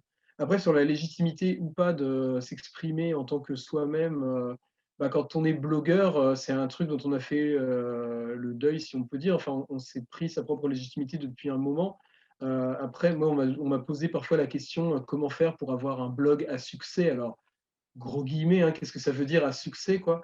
Bah, la réponse, elle est très simple. Commence et puis fais-le pendant 10 ans, et puis au bout de 10 ans, tu auras un blog à succès, quoi. Parce que tu te seras remis en question autant de fois qu'il y aura d'années, parce que tu en auras eu marre et tu auras changé complètement tout 20 fois, etc., etc. Et en fait, le truc clé que tu disais, Axel, tout à l'heure, et qui, à mon avis, et tu l'as évacué un peu vite, mais c'est vraiment le cœur du sujet, tu t'as dit, si vous voulez produire du contenu en ligne, faites-le si ça vous fait plaisir, mais ne vous attendez pas à beaucoup de retours. Mais en fait, même faites-le si ça vous fait plaisir, point. C'est-à-dire, faites-le parce que ça vous fait plaisir, et c'est la seule chose, en fait. Si ça vous fait plus plaisir, arrêtez. Si vous attendez autre chose que juste le plaisir que ça fait que ça va vous procurer, laissez tomber, quoi. Enfin, après, je m'exprime pour moi, hein, je ne sais pas pour vous, mais vous ne serez pas riche, vous ne serez pas célèbre, et vous ne serez pas adulé par qui que ce soit. C'est-à-dire que moi, je le fais parce que ça m'amuse, parce que ça me fait progresser sur des trucs perso, et bah, sur ma propre pratique de jeu de rôle, etc. Mais c'est pas. Enfin voilà, et après, est-ce que c'est à succès ou pas à succès? Moi, j'ai pas des millions de vues sur YouTube, mais aujourd'hui, c'est mon métier, à au moins 80%, quoi. Et c'est pas mon métier à cause de mon blog, c'est mon métier parce que ça m'a fait rencontrer des gens qui m'ont donné du boulot, quoi, dans Et divers domaines. Hein. bon De quoi? courage si ça devient un succès, mais que vous n'aimez pas ça et que vous Ben êtes voilà, obligé de si le ça devient un faire. succès et que c'est que tu n'aimes pas ça, voilà. Mais je pense que c'est un vrai truc, en fait, les gens qui se biberonnent à des conseils de, tu sais, comment faire pour augmenter son nombre de vues, etc., et formater son contenu, etc. C'est hyper attractif, tu as très envie de savoir comment avoir plus de succès, faire mieux, etc., bien évidemment. Enfin, moi, bien sûr, j'ai envie, je ne sais pas pour vous, mais d'apprendre plus, de dire, tiens, comment je peux faire pour que mon blog décolle encore plus, et pour que mon podcast soit connu. Euh, mais en fait, tu vas progressivement dériver sur des techniques et des techniques et des techniques, et puis perdre un peu de vue le sel du truc qui te faisait envie au début. Et puis à la fin, tu feras des stories unboxing, enfin, pour pas taper toujours sur les mêmes, mais voilà, enfin, tu feras des trucs pour les vues, et en fait, qui te feront pas plus plaisir que ça. Et voilà, il faut savoir aussi. Et si tu continues avec. C'est ça la beauté d'Internet aussi, c'est que si tu es suffisamment obsessionnel sur un truc dont tu es la seule personne au monde à te passionner pour ce truc, tôt ou tard, tu trouveras quelqu'un qui sera au moins aussi passionné que toi par ce truc, même si c'est la plus grosse niche, enfin la plus petite niche du monde plutôt. Il y aura forcément quelqu'un qui sera allé un peu plus loin et avec qui tu pourras faire des lives Discord à n'en plus finir et à te passionner sur les mêmes trucs, quoi. Et d'ailleurs, Le monde est merci ténèbres. Internet, comme le monde est ténèbres, parce que merci Internet d'avoir aussi relié les rôlistes comme ça, hein, parce qu'avant, avant Internet, moi j'étais pas très grand, mais de ce qu'on m'en a dit, hein, de ce que les vétérans m'ont dit, l'époque pré-Internet dans le jeu de rôle, c'était un peu plus compliqué que ça. C'était hyper géographique, c'est compliqué de tisser des liens. Bah là, quand même, on fait des roll events avec je sais pas combien de milliers, on m'a dit 2000 personnes par jour. Je sais pas si c'est le bon chiffre ou pas, mais franchement, pas mal quoi. Et on est aux alentours de 400-500 visiteurs par heure Voilà, tu vois, actuellement. 500 visiteurs par heure sur un loisir de niche que le grand public continue à ne pas trop connaître, super bizarre, qui était encore un peu rejeté dans la cave il n'y a pas si longtemps, quoi. Franchement, merci Internet, hein, même si ça a des défauts. Et puis, moi, je rejoins tout ce que vous avez dit, quelque part. La légitimité, elle s'acquiert avec la pratique. Moi, je sais que depuis très peu de temps, je me suis mis à faire des vidéos sur TikTok, justement. Je fais du contenu très court, entre 45 secondes et 1 minute, parce que sur TikTok, on parlait du contenu court, mais alors là, c'est impossible l'actual play sur TikTok. Je suis désolée, vu que c'est avant sur TikTok, c'était 1 minute maximum. Depuis peu de temps, ils ont étendu à 3 minutes, mais moi, je me cantonne à faire du contenu très, très court. Et sur TikTok, c'est vrai que pour avoir fait des petites recherches avant de me lancer, le contenu jeu de société, jeu de rôle, ça démarre un petit peu, mais c'est très timide, étant donné que c'est pas forcément TikTok, c'est très connu pour les challenges danse, les jeunes, etc., très très jeunes, ce qui a aussi un petit peu des fois entraîne des dérives, mais bref. Et donc, du coup, mon contenu sur TikTok, c'est plus du tout du podcast, donc c'est de la vidéo très courte. J'essaie vraiment de sélectionner je dirais, un sujet clé et de dire ce que c'est en 1 minute pour quelqu'un qui découvrirait ou qui aurait juste entendu parler, mais pour qui ce serait assez flou.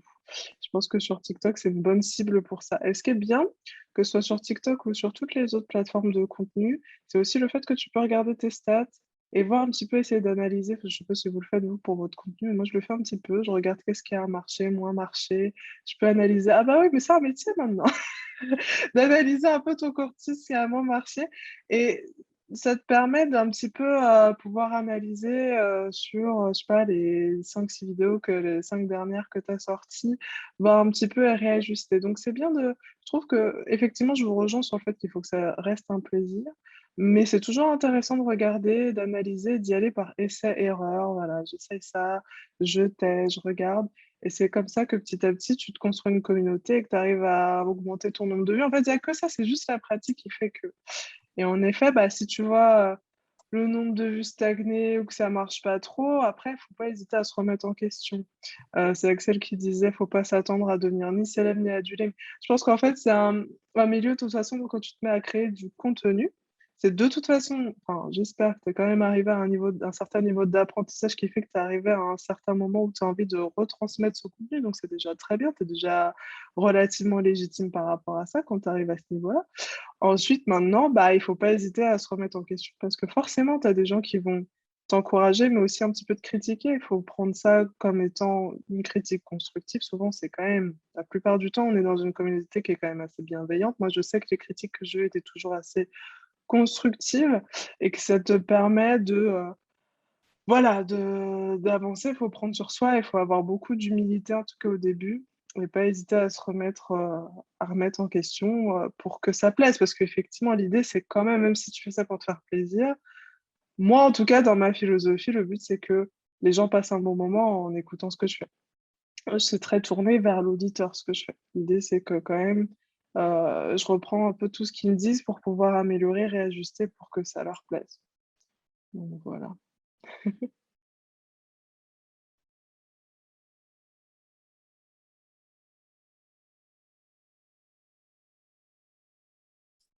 Comment dire, je relis le message que j'ai mis dans la discussion. Je suis sûr, il y a un concept de partie en 3 minutes, hein, sur TikTok. Il y a moyen, ouais.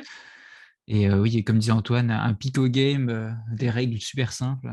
Ou sinon, tu fais ton index, ton index de jeu de rôle où tu éclaircis un point de règle en 3 minutes pour les MJ pressés qui ont une partie en 2 heures.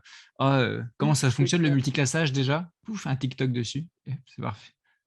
Ça, je C'est sais moyen. que ce genre de contenu, ça s'est énormément fait sur le jeu vidéo, hein. En 3 minutes, je t'explique telle classe, il faut prendre tel stuff. Ça se fait énormément, hein. Ça va arriver pour le jeu de rôle, 100%. Bientôt, hein, bientôt. Ouais, pardon. Juste avant, petit instant promo sur le chat du live qui est en train de retransmettre la conférence. Il vous demande de vos chaînes respectives pour suivre vos contenus. Si vous pouvez les mettre dans le chat, on les Avec retransmettra. plaisir. Je te laisse continuer, Tapis. Ouais, non, je disais un truc tout simple. Oui, effectivement, quand tu as 15 ans et que tu te dis par quoi je peux commencer, les questions les plus régulières, c'est par quel jeu commencer, où trouver des joueurs. Voilà, tu vois, si tu réponds à ces questions sur TikTok, ça pourrait en aider pas mal, tu vois, je pense.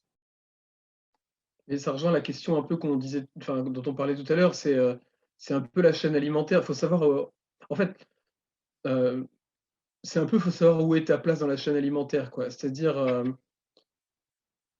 en fait, comment dire, moi enfin, c'est pas pour revenir sur ça, mais je blogue vraiment depuis des années et des années. Et j'ai changé plein de fois mon fusil d'épaule parce que justement, je courais après un peu tous les lapins en même temps, quoi. C'est-à-dire, tu essayes de faire des milliers de vues en disant vraiment, bon, ça j'en suis revenu, hein, mais en disant vraiment, je vais percer, je vais être vraiment une célébrité dans mon domaine et tout en écrivant des articles complètement what the fuck sur les trucs de SF que personne ne connaît, tu vois. Bah, à un moment donné, les deux sont pas compatibles. Donc, soit tu parles d'un truc un peu fédérateur et tu essayes avec des formats fédérateurs aussi. Et dans ce cas-là, pourquoi pas TikTok, pourquoi pas des stories Instagram et pourquoi pas, j'allais dire YouTube, mais YouTube, c'est déjà presque périmé à ce niveau-là. Mais enfin, pourquoi pas Twitch, etc. Et dans ce cas-là, oui, montrer ta tête, bah, tu te mets en avant aussi dans le sens où tu veux être identifié comme une personne de référence, donc un influenceur ou une influenceuse, etc. Mais ça, c'est différent de dire, bah, moi, j'assume de faire un contenu spécialisé qui intéressera quelques personnes qui ne sont pas forcément ni des débutants, ni des gens qui ne savent pas ce que c'est que le jeu de rôle, etc. Et c'est un peu pareil dans les jeux, d'ailleurs, hein. Tu as des jeux qui se font sous forme de boîtes d'initiation avec des conseils qui commencent par mais qu'est-ce qu'un jeu de rôle, etc., qui te donnent un des 10 ou un des 20 dedans pour faire comme si c'était exotique, alors que nous on sait bien que c'est pas exotique, on en a des brassées entières. Voilà, donc, mais il y a d'autres jeux qui arrivent en disant bah voilà, c'est parti, on t'explique même pas le concept parce que c'est de toute façon un truc que si tu as, tu sais déjà ce que c'est. Enfin, tu vois, si tu l'as acheté, c'est tellement what the fuck que de toute façon, tu sais où tu mets les pieds. Donc en fait, c'est un peu pareil avec les podcasts et avec les contenus en ligne de manière générale. Tu, enfin, tu pourras pas tout faire, quoi. Ou alors, il faudra te démultiplier et il faudra être capable d'être à la fois hyper pointu sur ta niche et en même temps hyper fédérateurs et certaines y arrivent un peu et ils sont un peu énervants. mais il faut aussi les admirer. Enfin, c'est des gens qui sont très très doués dans ce qu'ils font. Tu parlais de Dirty Biology, bon, c'est de la vulgarisation quand même. C'est pas un chercheur, mais c'est quand même vraiment top, quoi. Il arrive à faire des trucs, il va assez loin et c'est hyper bien fait, hyper fédérateur et tout. Et donc dans le jeu de rôle, il y aurait peut-être ce genre-là à faire. Ça existe déjà un petit peu, mais voilà.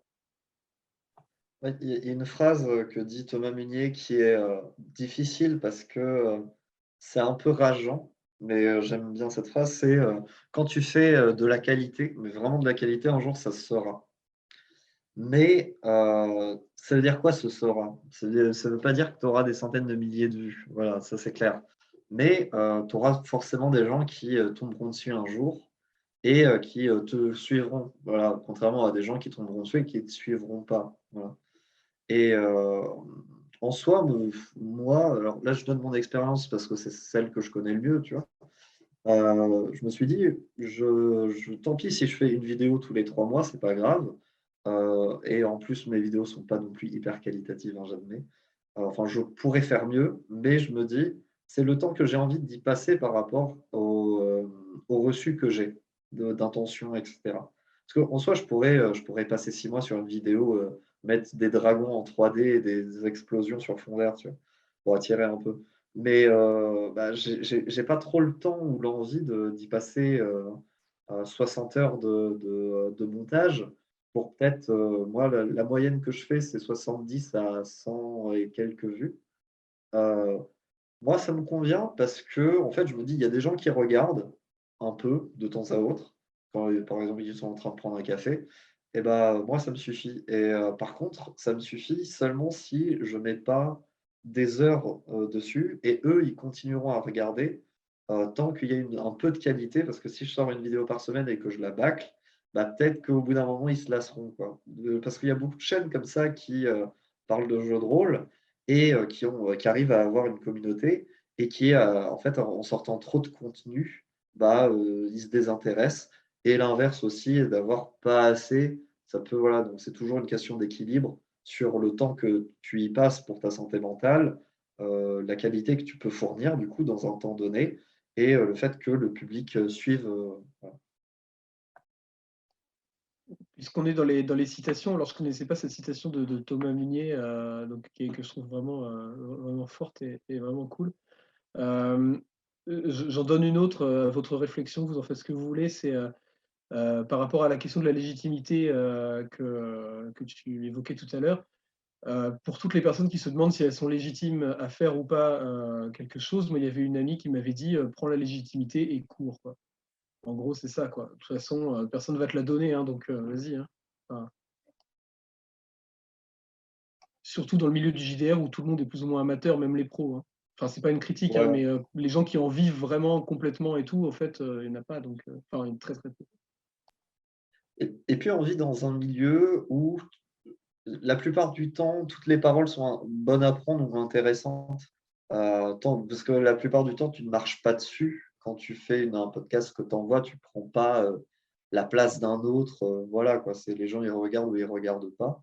Et le milieu est tellement diversifié et tu peux tellement faire des choses différentes que tu pourras toujours avoir une originalité, un truc que tu ne verras pas forcément ailleurs, qui te rend légitime de fait de par ta propre expérience, quoi.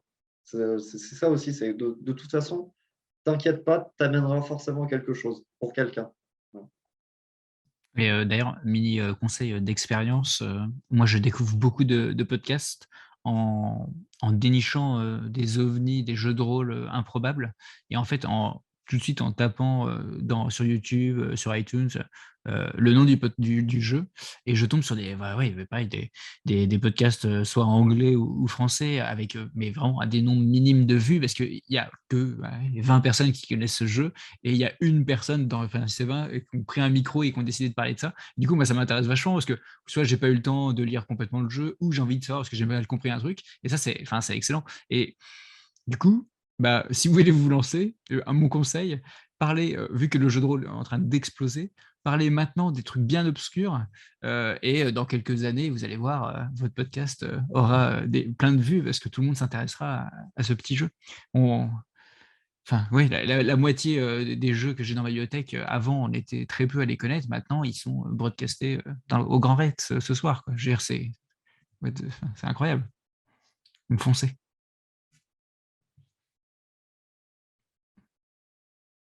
Je vais rebondir sur ce que tu dis, du coup, Axel. Est-ce que les autres, voilà, si jamais il y en a qui nous écoutent, qui ont envie de se lancer dans le podcast, est-ce que vous aurez vraiment, je sais pas, le truc important à savoir, le truc important à acheter peut-être, ou simplement des conseils sur, faites pas comme moi parce qu'au début c'était compliqué, ou je sais pas, des trucs à partager sur vos débuts peut-être. Euh, je vais donner deux conseils. Un très technique. Les iPhones ont des micros excellents en termes de smartphone. Foncez. Si vous avez un iPhone, utilisez l'application Dictaphone, c'est excellent. Façon de Et le produit audio, deuxième, je m'assure. le deuxième conseil, c'est regardez pas les stats. Ouais, je sais que c'est le pire conseil du monde, mais c'est le plus difficile à suivre, mais évitez de regarder les stats et faites-vous plaisir, quoi. Mais vraiment, regardez pas trop le panneau statistique de YouTube, le panneau, je sais pas ce que c'est en podcast audio, mais évitez. Et allez, un dernier, parce que je triche. Moi, ce que j'aime bien faire, une bonne formule, et qui m'a aidé à me lancer, c'est j'enregistre ma partie, ou j'enregistre une émission, je la publie, et en fait, une fois que j'ai terminé, je relance la discussion pour rejouer et re-enregistrer. En fait, c'est une sorte de cercle vertueux. Et en disant, bah, les gars, on a terminé, venez, on relance ça, en fait. On refait ça, plutôt que, j'attends d'avoir des retours positifs ou négatifs, peu importe, et je recommence. Non, c'est plus une communication avec les personnes, parce qu'on parle de jeu de rôle, et le jeu de rôle, c'est très souvent une activité de groupe. Chérissez les personnes avec qui vous faites cette activité-là avant vos spectateurs, et ces spectateurs-là qui vont aimer en fait ce qui se produit dans votre groupe avant de votre attention aux spectateurs, en fait, au final, à mon sens. Alors, comme cette vidéo est destinée à passer sur YouTube à un moment ou à un autre, bon, les iPhones ont de très bons micros, mais les Samsung, les Huawei et les Motorola à clapet sont très bien aussi. Ok, je parle d'expérience, c'est tout. Bon, moi, je vais donner des conseils très basiques, hein, mais en gros, c'est un conseil parce qu'on n'est pas des pros. Si on était des pros, peut-être que je ne le donnerais pas, mais mettez pas plus de travail que vous êtes prêt à l'accepter, quoi. Allez pas vous torturer l'esprit à bosser 120 heures sur un projet si vous débutez. C'est normal de débuter peut-être petit. Voilà. Et deuxième conseil qui va avec, si vous avez des potes ou si jamais vous savez que quelqu'un a écouté, même pas genre la moitié ou un quart de ce que vous avez produit, c'est déjà ça, demandez-lui un retour, tu vois. Un retour sympa en mode d'après toi, qu'est-ce que je pourrais améliorer, le son, etc. Des fois, des trucs que tu t'y attends pas. Moi, je m'attendais pas à ce que les gens me demandent de montrer ma tête parce que je voyais pas du tout le rapport avec ce que je faisais, quoi, par exemple.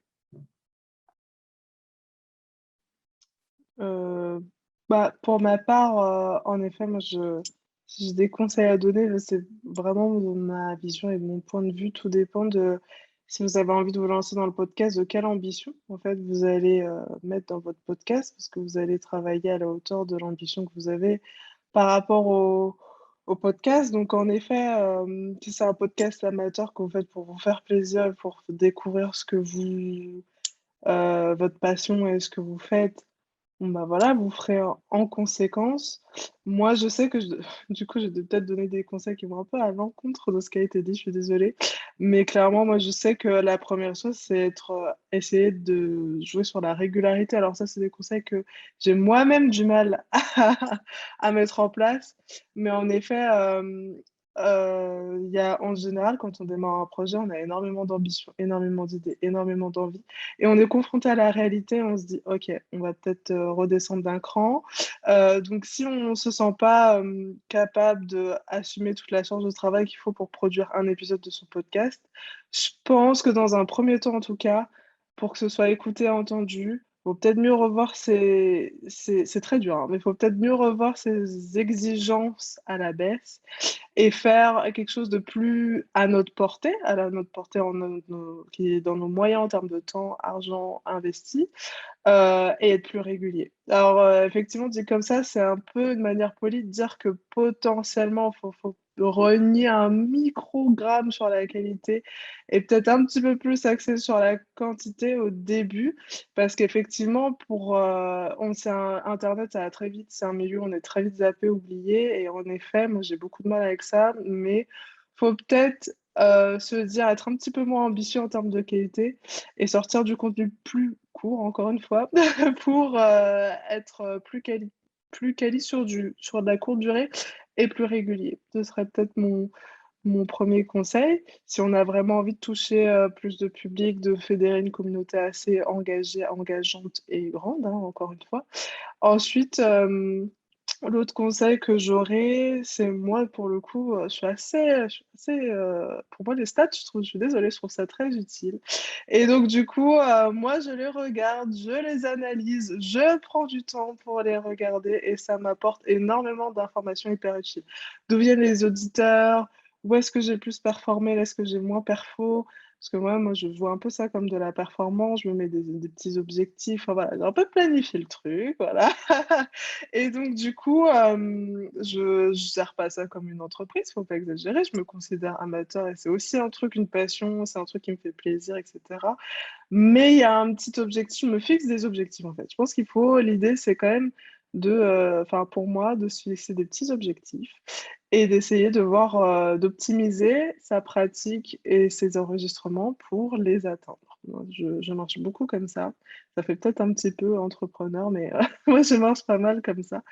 Et effectivement, je trouve ça très intéressant. Je trouve que ça apporte énormément d'informations de regarder ces stats. Donc, en fonction, encore une fois, de vos objectifs, je conseillerais plutôt de regarder les stats. Et puis le troisième, c'est oui, bah, faites-vous plaisir. Hein, ça rejoint tout ce qui a été dit avant.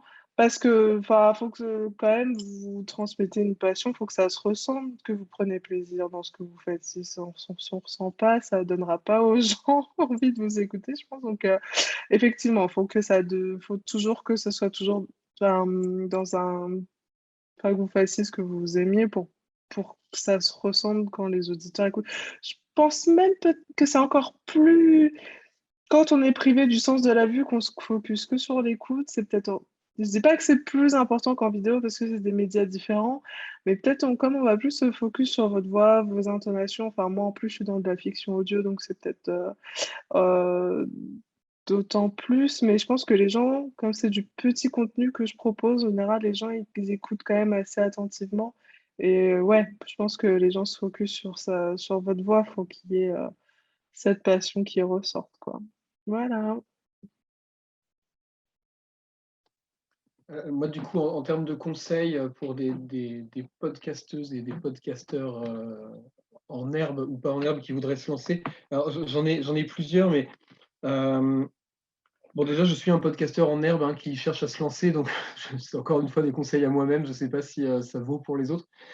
Euh, D'abord, la course à l'attention aujourd'hui sur le net, c'est un truc qui est absolument terrible, qui a pris une vitesse et une intensité jamais vues dans l'histoire humaine auparavant. Et je dis pas ça de manière exagérée, hein, c'est vraiment un truc qu'on n'a jamais connu avant. La vitesse des réseaux sociaux, le nombre de contenus produits par minute dans le monde entier, dans tous les sujets, etc.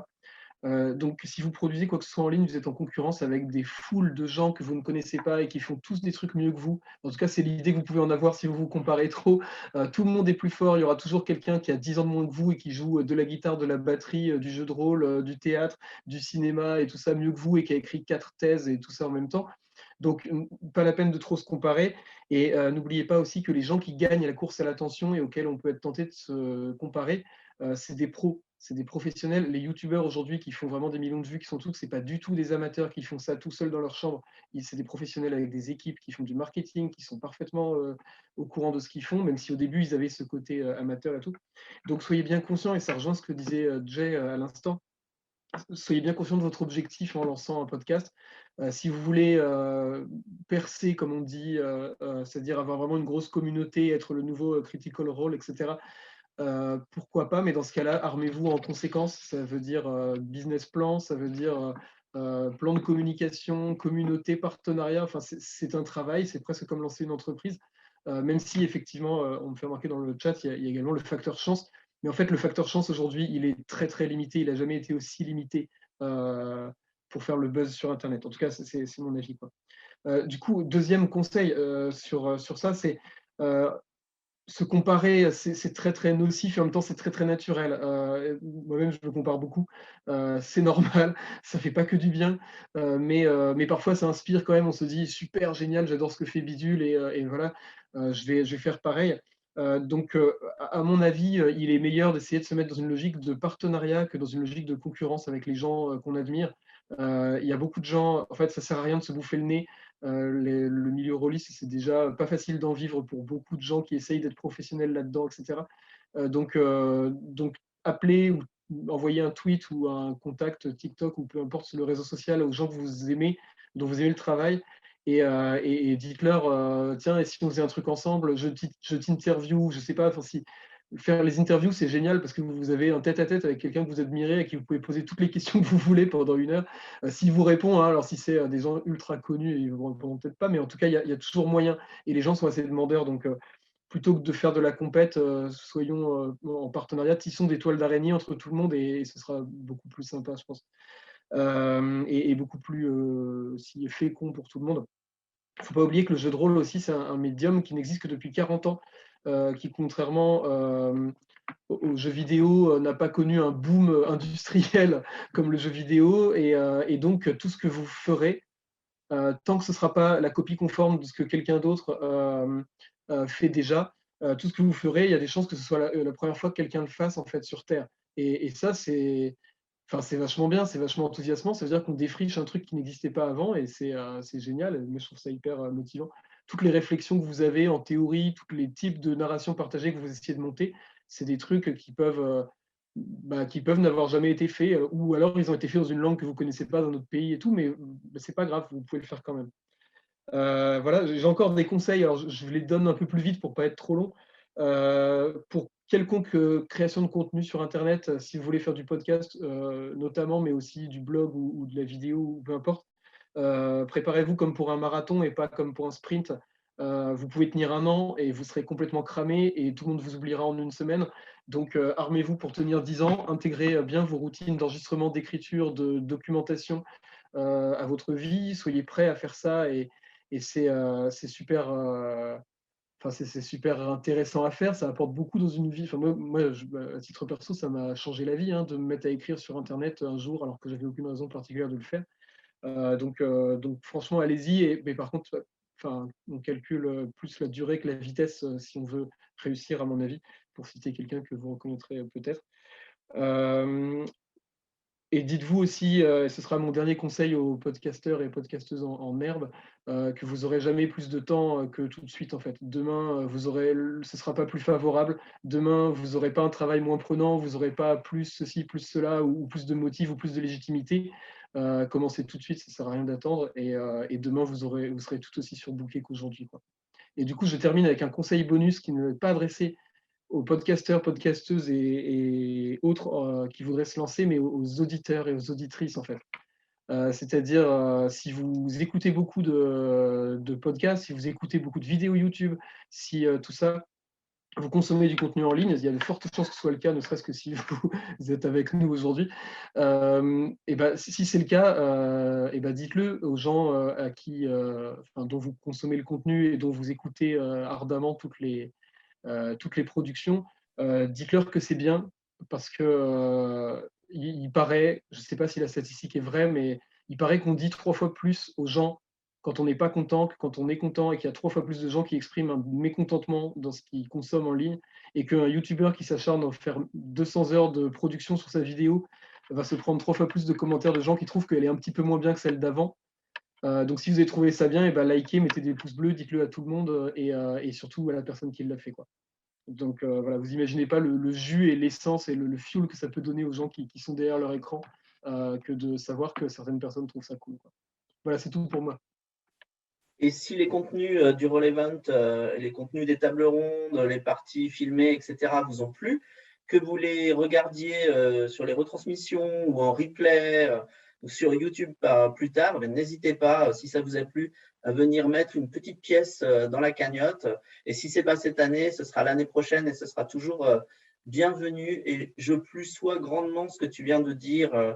C'est toujours plus facile de venir mettre une critique que d'argumenter ce qu'on a aimé et pourquoi on l'a aimé et ce que ça nous a apporté.